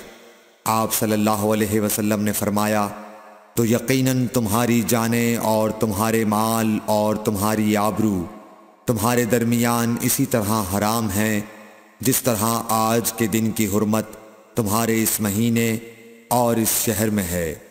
پس جو شخص حاضر ہے اسے چاہیے کہ غائب کو یہ بات پہنچا دے، کیونکہ ایسا ممکن ہے کہ جو شخص یہاں موجود ہے وہ ایسے شخص کو یہ خبر پہنچائے جو اس سے زیادہ یاد رکھنے والا ہو۔ صحیح بخاری حدیث نمبر 68۔ رسول اللہ صلی اللہ علیہ وسلم نے ہمیں نصیحت فرمانے کے لیے کچھ دن مقرر کر دیے تھے، اس ڈر سے کہ کہیں ہم کبھی دخاطر نہ ہو جائیں۔ صحیح بخاری حدیث نمبر 69۔ آپ صلی اللہ علیہ وآلہ وسلم نے فرمایا، آسانی کرو اور سختی نہ کرو، اور خوش کرو اور نفرت نہ دلاؤ۔ صحیح بخاری حدیث نمبر 70۔ عبداللہ ابن مسعود ہر جمعرات کے دن لوگوں کو وعظ سنایا کرتے تھے۔ ایک آدمی نے ان سے کہا، اے ابو عبد الرحمن، میں چاہتا ہوں کہ تم ہمیں ہر روز وعظ سنایا کرو۔ انہوں نے فرمایا، تو سن لو کہ مجھے اس امر سے کوئی چیز مانع ہے تو یہ کہ میں یہ بات پسند نہیں کرتا کہ کہیں تم تنگ نہ ہو جاؤ، اور میں وعظ میں تمہاری فرصت کا وقت تلاش کیا کرتا ہوں، جیسا کہ رسول اللہ صلی اللہ علیہ وسلم اس خیال سے کہ ہم کبھی دخاطر نہ ہو جائیں واعظ کے لیے ہمارے اوقات فرصت کا خیال رکھتے تھے۔ صحیح بخاری حدیث نمبر 71۔ رسول اللہ صلی اللہ علیہ وسلم نے فرمایا، جس شخص کے ساتھ اللہ تعالی بھلائی کا ارادہ کرے اسے دین کی سمجھ عنایت فرما دیتا ہے، اور میں تو محض تقسیم کرنے والا ہوں، دینے والا تو اللہ ہی ہے، اور یہ امت ہمیشہ اللہ کے حکم پر قائم رہے گی، اور جو شخص ان کی مخالفت کرے گا انہیں نقصان نہیں پہنچا سکے گا یہاں تک کہ اللہ کا حکم قیامت آ جائے اور یہ عالم فنا ہو جائے۔ صحیح بخاری حدیث نمبر 72۔ عبداللہ بن عمر رضی اللہ تعالی عنہ کہتے تھے کہ ہم رسول اللہ صلی اللہ علیہ وسلم کی خدمت میں حاضر تھے کہ آپ صلی اللہ علیہ وسلم کے پاس کھجور کا ایک گابھا لایا گیا۔ اسے دیکھ کر آپ نے فرمایا کہ درختوں میں ایک درخت ایسا ہے اس کی مثال مسلمان کی طرح ہے۔ ابن عمر کہتے ہیں کہ یہ سن کر میں نے ارادہ کیا کہ عرض کروں کہ وہ درخت کھجور کا ہے، مگر چونکہ میں سب میں چھوٹا تھا اس لیے خاموش رہا۔ پھر رسول اللہ صلی اللہ علیہ وسلم نے خود ہی فرمایا کہ وہ کھجور ہے۔ صحیح بخاری حدیث نمبر 73۔ رسول اللہ صلی اللہ علیہ وسلم کا ارشاد ہے کہ حسد صرف دو باتوں میں جائز ہے، ایک تو اس شخص کے بارے میں جسے اللہ نے دولت دی ہو اور وہ اس دولت کو راہ حق میں خرچ کرنے پر بھی قدرت رکھتا ہو، اور ایک اس شخص کے بارے میں جسے اللہ نے حکمت کی دولت سے نوازا ہو اور وہ اس کے ذریعے سے فیصلہ کرتا ہو اور لوگوں کو اس حکمت کی تعلیم دیتا ہو۔ صحیح بخاری حدیث نمبر 74۔ رسول اللہ صلی اللہ علیہ وآلہ وسلم نے فرمایا، ایک دن حضرت موسیٰ علیہ السلام بنی اسرائیل کی ایک جماعت میں بیٹھے ہوئے تھے کہ اتنے میں ایک شخص آیا اور اس نے آپ سے پوچھا، کیا آپ جانتے ہیں کہ دنیا میں کوئی آپ سے بڑھ کر عالم موجود ہے؟ حضرت موسیٰ علیہ السلام نے فرمایا، نہیں۔ اس پر اللہ تعالیٰ نے حضرت موسیٰ علیہ السلام کے پاس وحی بھیجی کہ ہاں، ہمارا بندہ خضر ہے جس کا علم تم سے زیادہ ہے۔ حضرت موسیٰ علیہ السلام نے اللہ سے دریافت کیا کہ خضر علیہ السلام سے ملنے کی کیا صورت ہے؟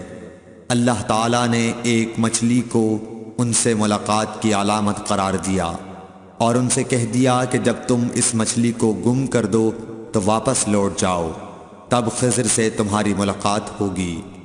تب موسیٰ علیہ السلام چلے اور دریا میں مچھلی کی علامت تلاش کرتے رہے۔ اس وقت ان کے ساتھی نے کہا، جب ہم پتھر کے پاس تھے کیا آپ نے دیکھا تھا؟ میں اس وقت مچھلی کا کہنا بھول گیا اور شیطان ہی نے مجھے اس کا ذکر بھلا دیا۔ موسیٰ علیہ السلام نے کہا، اسی مقام کی ہمیں تلاش تھی۔ تب وہ اپنے نشانات قدم پر پچھلے پاؤں باتیں کرتے ہوئے لوٹے۔ وہاں انہوں نے خضر علیہ السلام کو پایا۔ پھر ان کا وہی قصہ ہے جو اللہ نے اپنی کتاب قرآن میں بیان کیا ہے۔ صحیح بخاری حدیث نمبر 75۔ حضرت ابن عباس رضی اللہ تعالی عنہ نے فرمایا کہ ایک مرتبہ رسول اللہ صلی اللہ علیہ وآلہ وسلم نے مجھے سینے سے لگا لیا اور دعا دیتے ہوئے فرمایا کہ اے اللہ، اسے علم کتاب قرآن عطا فرمائیو۔ صحیح بخاری حدیث نمبر 76۔ عبداللہ بن عباس رضی اللہ تعالی عنہ نے فرمایا کہ میں ایک مرتبہ گدھی پر سوار ہو کر چلا۔ اس زمانے میں میں بلوغ کے قریب تھا۔ رسول اللہ صلی اللہ علیہ وسلم منی میں نماز پڑھ رہے تھے اور آپ کے سامنے دیوار کی آڑ نہ تھی، تو میں بعض صفوں کے سامنے سے گزرا اور گدھی کو چھوڑ دیا۔ وہ چرنے لگی، جبکہ میں صف میں شامل ہو گیا، مگر کسی نے مجھے اس بات پر ٹوکا نہیں۔ صحیح بخاری حدیث نمبر 77۔ محمود بن ربی فرماتے ہیں کہ مجھے یاد ہے کہ ایک مرتبہ رسول اللہ صلی اللہ علیہ وسلم نے ایک ڈول سے منہ میں پانی لے کر میرے چہرے پر کلی فرمائی اور میں اس وقت 5 سال کا تھا۔ صحیح بخاری حدیث نمبر 78۔ حضور اکرم صلی اللہ علیہ وآلہ وسلم نے فرمایا کہ ایک بار حضرت موسیٰ علیہ السلام بنی اسرائیل کی ایک جماعت میں تھے کہ اتنے میں ایک شخص آیا اور کہنے لگا، کیا آپ جانتے ہیں کہ دنیا میں آپ سے بھی بڑھ کر کوئی عالم موجود ہے؟ حضرت موسیٰ علیہ السلام نے فرمایا کہ نہیں۔ تب اللہ تعالیٰ نے حضرت موسیٰ علیہ السلام پر وحی نازل کی کہ ہاں، ہمارا بندہ خضر علم میں تم سے بڑھ کر ہے۔ تو حضرت موسیٰ علیہ السلام نے ان سے ملنے کی راہ دریافت کی۔ اس وقت اللہ تعالیٰ نے ان سے ملاقات کے لیے مچھلی کو نشانی قرار دیا اور ان سے کہہ دیا کہ جب تم مچھلی کو نہ پاؤ تو لوٹ جانا، تم خضر سے ملاقات کر لوگے۔ حضرت موسیٰ علیہ السلام دریا میں مچھلی کے نشان کا انتظار کرتے رہے۔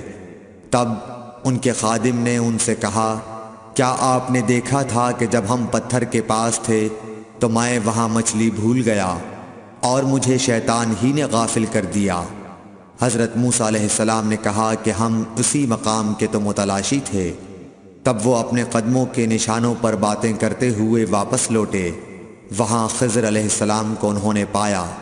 پھر ان کا قصہ وہی ہے جو اللہ تعالیٰ نے اپنی کتاب میں بیان فرمایا ہے۔ صحیح بخاری حدیث نمبر 79۔ آپ صلی اللہ علیہ وآلہ وسلم نے فرمایا کہ اللہ تعالیٰ نے مجھے جس علم و ہدایت کے ساتھ بھیجا ہے اس کی مثال زبردست بارش کی سی ہے جو زمین پر خوب برسے۔ بعض زمین جو صاف ہوتی ہے وہ پانی کو پی لیتی ہے اور بہت بہت سبزہ اور گھاس اگاتی ہے، اور بعض زمین جو سخت ہوتی ہے وہ پانی کو روک لیتی ہے۔ اس سے اللہ تعالیٰ لوگوں کو فائدہ پہنچاتا ہے، وہ اس سے سیراب ہوتے ہیں اور سیراب کرتے ہیں۔ اور کچھ اور زمین کے بعض خطوں پر پانی پڑتا ہے جو بالکل چٹیل میدان ہوتے ہیں، نہ پانی روکتے ہیں اور نہ ہی سبزہ اگاتے ہیں۔ تو یہ اس شخص کی مثال ہے جو دین میں سمجھ پیدا کرے اور نفع دے۔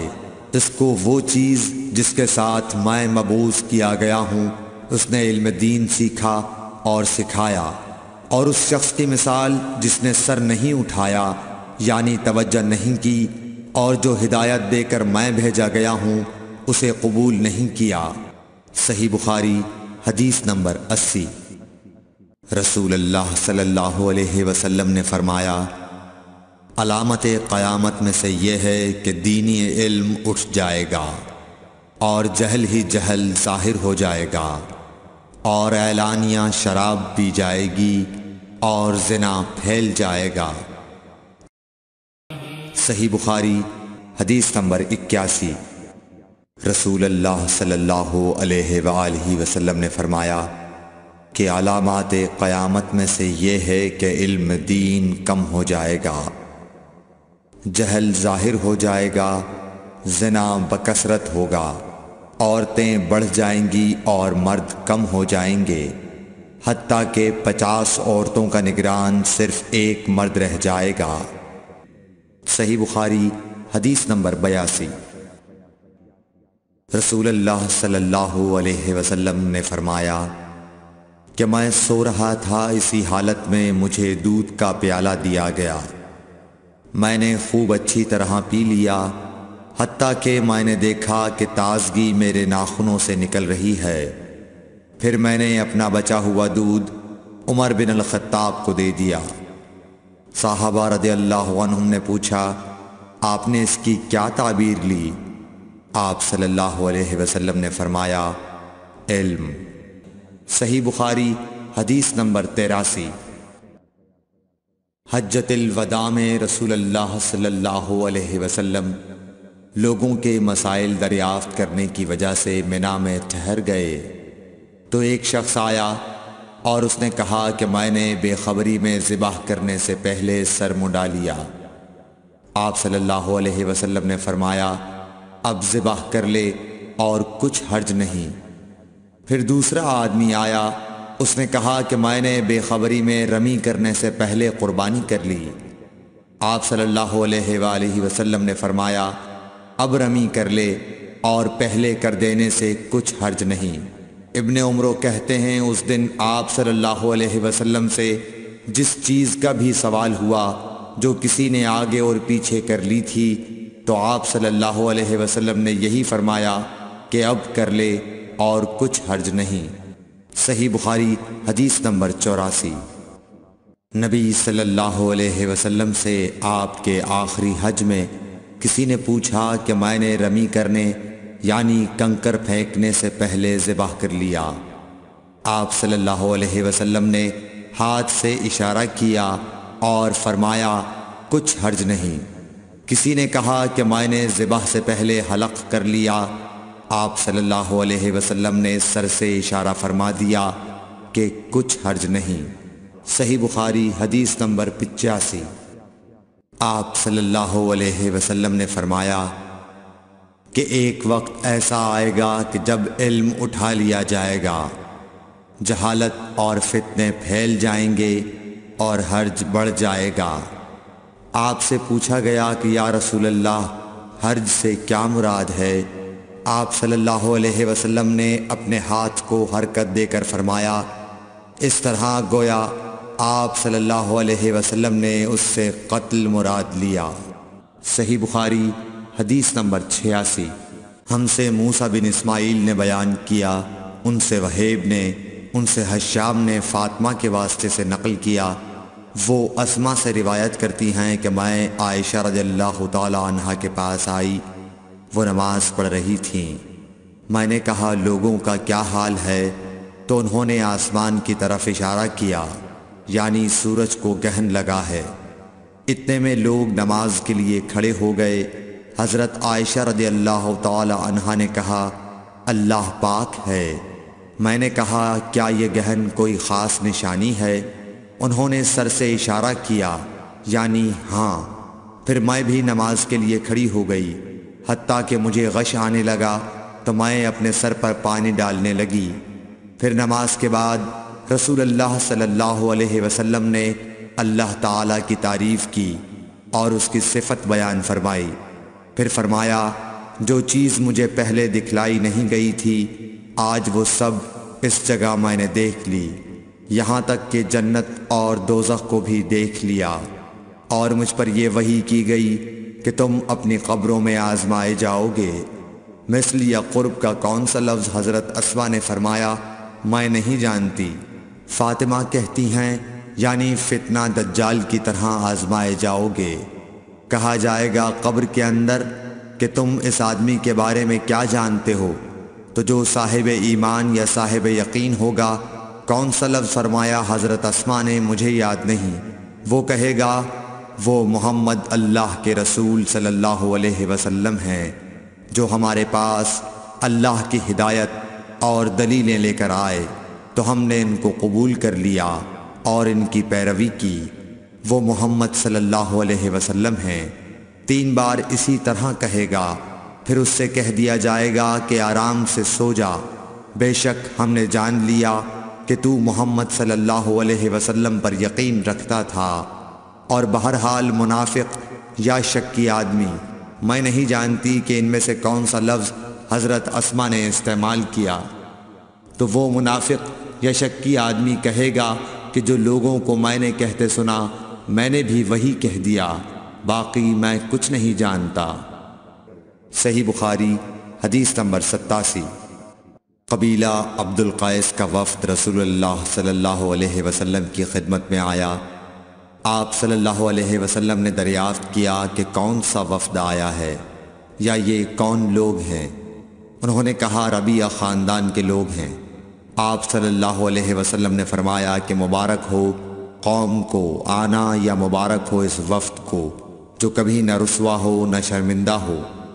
اس کے بعد انہوں نے عرض کیا کہ ہم ایک دور دراز کونے سے آپ کے پاس آئے ہیں اور ہمارے اور آپ کے درمیان کفار مضر کا قبیلہ پڑتا ہے۔ اس کے خوف کی وجہ سے ہم حرمت والے مہینوں کے علاوہ اور ایام میں نہیں آ سکتے، اس لیے ہمیں کوئی ایسی قطعی بات بتلا دیجئے کہ جس کی ہم اپنے پیچھے رہ جانے والے لوگوں کو خبر دے دیں اور اس کی وجہ سے ہم جنت میں داخل ہو سکیں۔ تو آپ صلی اللہ علیہ وسلم نے انہیں 4 باتوں کا حکم دیا اور 4 سے روک دیا۔ اول انہیں حکم دیا کہ ایک اللہ پر ایمان لائیں، پھر فرمایا کہ کیا تم جانتے ہو کہ ایک اللہ پر ایمان لانے کا کیا مطلب ہے؟ انہوں نے عرض کیا اللہ اور اس کا رسول زیادہ جانتے ہیں۔ آپ صلی اللہ علیہ وسلم نے فرمایا ایک اللہ پر ایمان لانے کا مطلب یہ ہے کہ اس بات کا اقرار کرنا کہ اللہ کے سوا کوئی معبود نہیں، اور یہ کہ محمد صلی اللہ علیہ وسلم اللہ کے سچے رسول ہیں، اور نماز قائم کرنا، زکوٰۃ ادا کرنا اور ماہ رمضان کے روزے رکھنا، اور یہ کہ تم مال غنیمت سے 5واں حصہ ادا کرو، اور 4 چیزوں سے منع فرمایا، دبا، حنتم، مزفت کے استعمال سے۔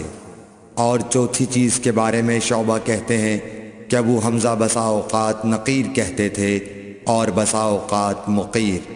اس کے بعد رسول اللہ صلی اللہ علیہ وسلم نے فرمایا کہ ان باتوں کو یاد رکھو اور اپنے پیچھے رہ جانے والوں کو بھی ان کی خبر کر دو۔ صحیح بخاری حدیث نمبر 88۔ عقبہ نے ابو احاب بن عزیز کی لڑکی سے نکاح کیا تو ان کے پاس ایک عورت آئی اور کہنے لگی کہ میں نے عقبہ کو اور جس سے اس کا نکاح ہوا ہے اس کو دودھ پلایا ہے۔ یہ سن کر عقبہ نے کہا مجھے نہیں معلوم کہ تو نے مجھے دودھ پلایا ہے، نہ تو نے کبھی مجھے بتایا ہے۔ تب سوار ہو کر رسول اللہ صلی اللہ علیہ وسلم کی خدمت میں مدینہ منورہ حاضر ہوئے اور آپ سے اس کے متعلق دریافت کیا تو آپ صلی اللہ علیہ وسلم نے فرمایا کس طرح تم اس لڑکی سے رشتہ رکھو گے، حالانکہ اس کے متعلق یہ کہا گیا۔ تب عقبہ بن حارث نے اس لڑکی کو چھوڑ دیا اور اس نے دوسرا خاوند کر لیا۔ صحیح بخاری حدیث نمبر 89۔ حضرت عمر سے روایت ہے کہ میں اور میرا ایک انصاری پڑوسی دونوں اطراف مدینہ کے ایک گاؤں بنی امیہ بن زید میں رہتے تھے، جو مدینے کے پورب کی طرف بلند گاؤں میں سے ہے۔ ہم دونوں باری باری حضرت صلی اللہ علیہ وسلم کی خدمت شریف میں حاضر ہوا کرتے تھے۔ ایک دن وہ آتا، ایک دن میں آتا۔ جس دن میں آتا اس دن کی وحی کی اور رسول اللہ صلی اللہ علیہ وسلم کی فرمودہ دیگر باتوں کی اس کو خبر دے دیتا تھا، اور جب وہ آتا تو وہ بھی اسی طرح کرتا۔ تو ایک دن وہ میرا انصاری ساتھی اپنی باری کے روز حاضر خدمت ہوا۔ جب واپس آیا تو اس نے میرا دروازہ بہت زور سے کھٹکھٹایا اور میرے بارے میں پوچھا کیا عمر یہاں ہیں؟ میں گھبرا کر اس کے پاس آیا۔ وہ کہنے لگا کہ ایک بڑا معاملہ پیش آ گیا ہے، یعنی رسول اللہ صلی اللہ علیہ وسلم نے اپنی بیویوں کو طلاق دے دی ہے۔ پھر میں اپنی بیٹی حفصہ کے پاس گیا، وہ رو رہی تھی۔ میں نے پوچھا کیا تمہیں رسول اللہ صلی اللہ علیہ وسلم نے طلاق دے دی ہے؟ وہ کہنے لگی میں نہیں جانتی۔ پھر میں نبی کی خدمت میں حاضر ہوا۔ میں نے کھڑے کھڑے کہا کہ آپ نے اپنی بیویوں کو طلاق دے دی ہے؟ آپ صلی اللہ علیہ وسلم نے فرمایا نہیں، یہ افواہ غلط ہے۔ تب میں نے تعجب سے کہا اللہ اکبر، اللہ بہت بڑا ہے۔ صحیح بخاری حدیث نمبر 90۔ ایک شخص حزم بن ابی کعب نے رسول اللہ کی خدمت میں آ کر عرض کیا یا رسول اللہ، فلاں شخص معاذ بن جبل لمبی نماز پڑھاتے ہیں، اس لیے میں جماعت کی نماز میں شریک نہیں ہو سکتا، کیونکہ میں دن بھر اونٹ چرانے کی وجہ سے رات کو تھک کر چکنا چور ہوتا ہوں اور طویل قرات سننے کی طاقت نہیں رکھتا۔ ابو مسعود راوی کہتے ہیں کہ اس دن سے زیادہ میں نے کبھی رسول اللہ صلی اللہ علیہ وسلم کو وعظ کے دوران اتنا غضبناک نہیں دیکھا۔ آپ صلی اللہ علیہ وسلم نے فرمایا اے لوگو، تم ایسی شدت اختیار کر کے لوگوں کو دین سے نفرت دلانے لگے ہو۔ سن لو، جو شخص لوگوں کو نماز پڑھائے تو وہ ہلکی پڑھائے، کیونکہ ان میں بیمار، کمزور اور حاجت والے سبھی قسم کے لوگ ہوتے ہیں۔ صحیح بخاری حدیث نمبر 91۔ ایک شخص عمیر یا بلال نے رسول اللہ صلی اللہ علیہ وسلم سے پڑی ہوئی چیز کے بارے میں دریافت کیا۔ آپ نے فرمایا اس کی بندھن پہچان لے، یا فرمایا کہ اس کا برتن اور تھیلی کو پہچان لے، پھر 1 سال تک اس کی شناخت کا اعلان کراؤ، پھر اس کا مالک نہ ملے تو اس سے فائدہ اٹھاؤ، اور اگر اس کا مالک آ جائے تو اسے سونپ دو۔ اس نے پوچھا کہ اچھا گمشدہ اونٹ کے بارے میں کیا حکم ہے؟ آپ کو اس قدر غصہ آ گیا کہ رخسار مبارک سرخ ہو گئے، یا راوی نے یہ کہا کہ آپ کا چہرہ سرخ ہو گیا۔ یہ سن کر آپ صلی اللہ علیہ وسلم نے فرمایا تجھے اونٹ سے کیا واسطہ؟ اس کے ساتھ خود اس کی مشق ہے اور اس کے پاؤں کے سم ہیں، وہ خود پانی پر پہنچے گا اور خود پی لے گا اور خود درخت پر چرے گا، لہٰذا اسے چھوڑ دو یہاں تک کہ اس کا مالک مل جائے۔ اس نے کہا کہ اچھا گمشدہ بکری کے بارے میں کیا ارشاد ہے؟ آپ نے فرمایا وہ تیری ہے یا تیرے بھائی کی، ورنہ بھیڑیے کی غذا ہے۔ صحیح بخاری حدیث نمبر 92۔ رسول اللہ صلی اللہ علیہ وسلم سے کچھ باتیں دریافت کی گئیں کہ آپ کو برا معلوم ہوا، اور جب اس قسم کے سوالات کی آپ صلی اللہ علیہ وسلم پر بہت زیادتی کی گئی تو آپ کو غصہ آ گیا۔ پھر آپ نے لوگوں سے فرمایا اچھا اب مجھ سے جو چاہو پوچھو۔ تو ایک شخص نے دریافت کیا کہ میرا باپ کون ہے؟ آپ نے فرمایا تیرا باپ حذافہ ہے۔ پھر دوسرا آدمی کھڑا ہوا اور اس نے پوچھا کہ یا رسول اللہ میرا باپ کون ہے؟ آپ نے فرمایا کہ تیرا باپ سالم شیبہ کا آزاد کردہ غلام ہے۔ آخر حضرت عمر رضی اللہ تعالی عنہ نے آپ کے چہرہ مبارک کا حال دیکھا تو عرض کیا یا رسول اللہ ہم ان باتوں کے دریافت کرنے سے جو آپ کو ناگوار ہوں اللہ تعالی سے توبہ کرتے ہیں۔ صحیح بخاری حدیث نمبر 93۔ ایک دن رسول اللہ صلی اللہ علیہ وسلم گھر سے نکلے تو عبداللہ بن حذافہ کھڑے ہو کر پوچھنے لگے کہ حضور میرا باپ کون ہے؟ آپ نے فرمایا حذافہ۔ پھر آپ نے بار بار فرمایا کہ مجھ سے پوچھو۔ تو حضرت عمر رضی اللہ عنہ نے دو زانو ہو کر عرض کیا کہ ہم اللہ کے رب ہونے پر، اسلام کے دین ہونے اور محمد صلی اللہ علیہ وسلم کے نبی ہونے پر راضی ہیں، اور یہ جملہ 3 مرتبہ دہرایا۔ پھر یہ سن کر رسول اللہ صلی اللہ علیہ وسلم خاموش ہو گئے۔ صحیح بخاری حدیث نمبر 94۔ نبی اکرم صلی اللہ علیہ وآلہ وسلم جب سلام کرتے تو 3 بار سلام کرتے، اور جب کوئی کلمہ ارشاد فرماتے تو اسے 3 بار دہراتے یہاں تک کہ خوب سمجھ لیا جاتا۔ صحیح بخاری حدیث نمبر 95۔ رسول اللہ صلی اللہ علیہ وسلم جب کوئی کلمہ ارشاد فرماتے تو اسے 3 بار لوٹاتے یہاں تک کہ خوب سمجھ لیا جاتا، اور جب کچھ لوگوں کے پاس آپ تشریف لاتے اور انہیں سلام کرتے تو 3 بار سلام کرتے۔ صحیح بخاری حدیث نمبر 96۔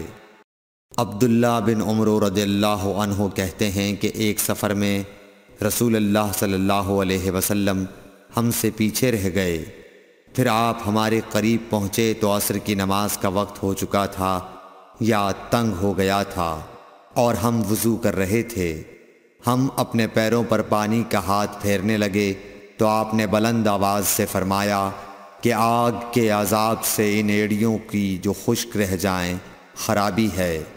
یہ 2 مرتبہ فرمایا یا 3 مرتبہ۔ صحیح بخاری حدیث نمبر 97۔ رسول اللہ صلی اللہ علیہ وسلم نے فرمایا کہ 3 شخص ہیں جن کے لیے دگنا اجر ہے، ایک وہ جو اہل کتاب سے ہو اور اپنے نبی پر اور محمد صلی اللہ علیہ وسلم پر ایمان لائے، دوسرے وہ غلام جو اپنے آقا اور اللہ دونوں کا حق ادا کرے، اور تیسرے وہ آدمی جس کے پاس کوئی لونڈی ہو جس سے شباشی کرتا ہے اور اس کو تربیت دے تو اچھی تربیت دے، تعلیم دے تو عمدہ دے، پھر اسے آزاد کر کے اس سے نکاح کر لے تو اس کے لیے دگنا اجر ہے۔ صحیح بخاری حدیث نمبر 98۔ نبی صلی اللہ علیہ وسلم ایک مرتبہ عید کے موقع پر مردوں کی صفوں میں سے نکلے اور آپ کے ساتھ بلال رضی اللہ تعالی عنہ تھے۔ آپ کو خیال ہوا عورتوں کو خطبہ اچھی طرح نہیں سنائی دیا، تو آپ نے انہیں علیحدہ نصیحت فرمائی اور صدقے کا حکم دیا۔ یہ واز سن کر کوئی عورت بالی اور کوئی عورت انگوٹھی ڈالنے لگی، اور بلال رضی اللہ تعالیٰ عنہ اپنے کپڑے کے دامن میں یہ چیزیں لینے لگے۔ صحیح بخاری حدیث نمبر 99۔ حضرت ابو ہریرہ رضی اللہ تعالیٰ عنہ نے عرض کیا، یا رسول اللہ، قیامت کے دن آپ کی شفاعت سے سب سے زیادہ سعادت کسے ملے گی؟ تو رسول اللہ صلی اللہ علیہ وسلم نے فرمایا، اے ابو ہریرہ، مجھے یقین تھا کہ تم سے پہلے کوئی اس کے بارے میں مجھ سے دریافت نہیں کرے گا، کیونکہ میں نے حدیث کے متعلق تمہاری حرص دیکھ لی تھی۔ سنو، قیامت کے دن سب سے زیادہ فیضیاب میری شفاعت سے وہ شخص ہوگا جو سچے دل سے یا سچے جی سے لا الہ الا اللہ کہے گا۔ صحیح بخاری حدیث نمبر 100۔ رسول اللہ صلی اللہ علیہ وآلہ وسلم نے فرمایا کہ اللہ علم کو اس طرح نہیں اٹھا لے گا کہ اس کو بندوں سے چھین لے، بلکہ وہ پختہ کار علماء کو موت دے کر علم اٹھائے گا، حتیٰ کہ جب کوئی عالم باقی نہیں رہے گا تو لوگ جاہلوں کو سردار بنا لیں گے، ان سے سوالات کیے جائیں گے اور وہ بغیر علم کے جواب دیں گے، اس لیے خود بھی گمراہ ہوں گے اور لوگوں کو بھی گمراہ کریں گے۔ Thanks for watching. Don't forget to like, comment, share and subscribe to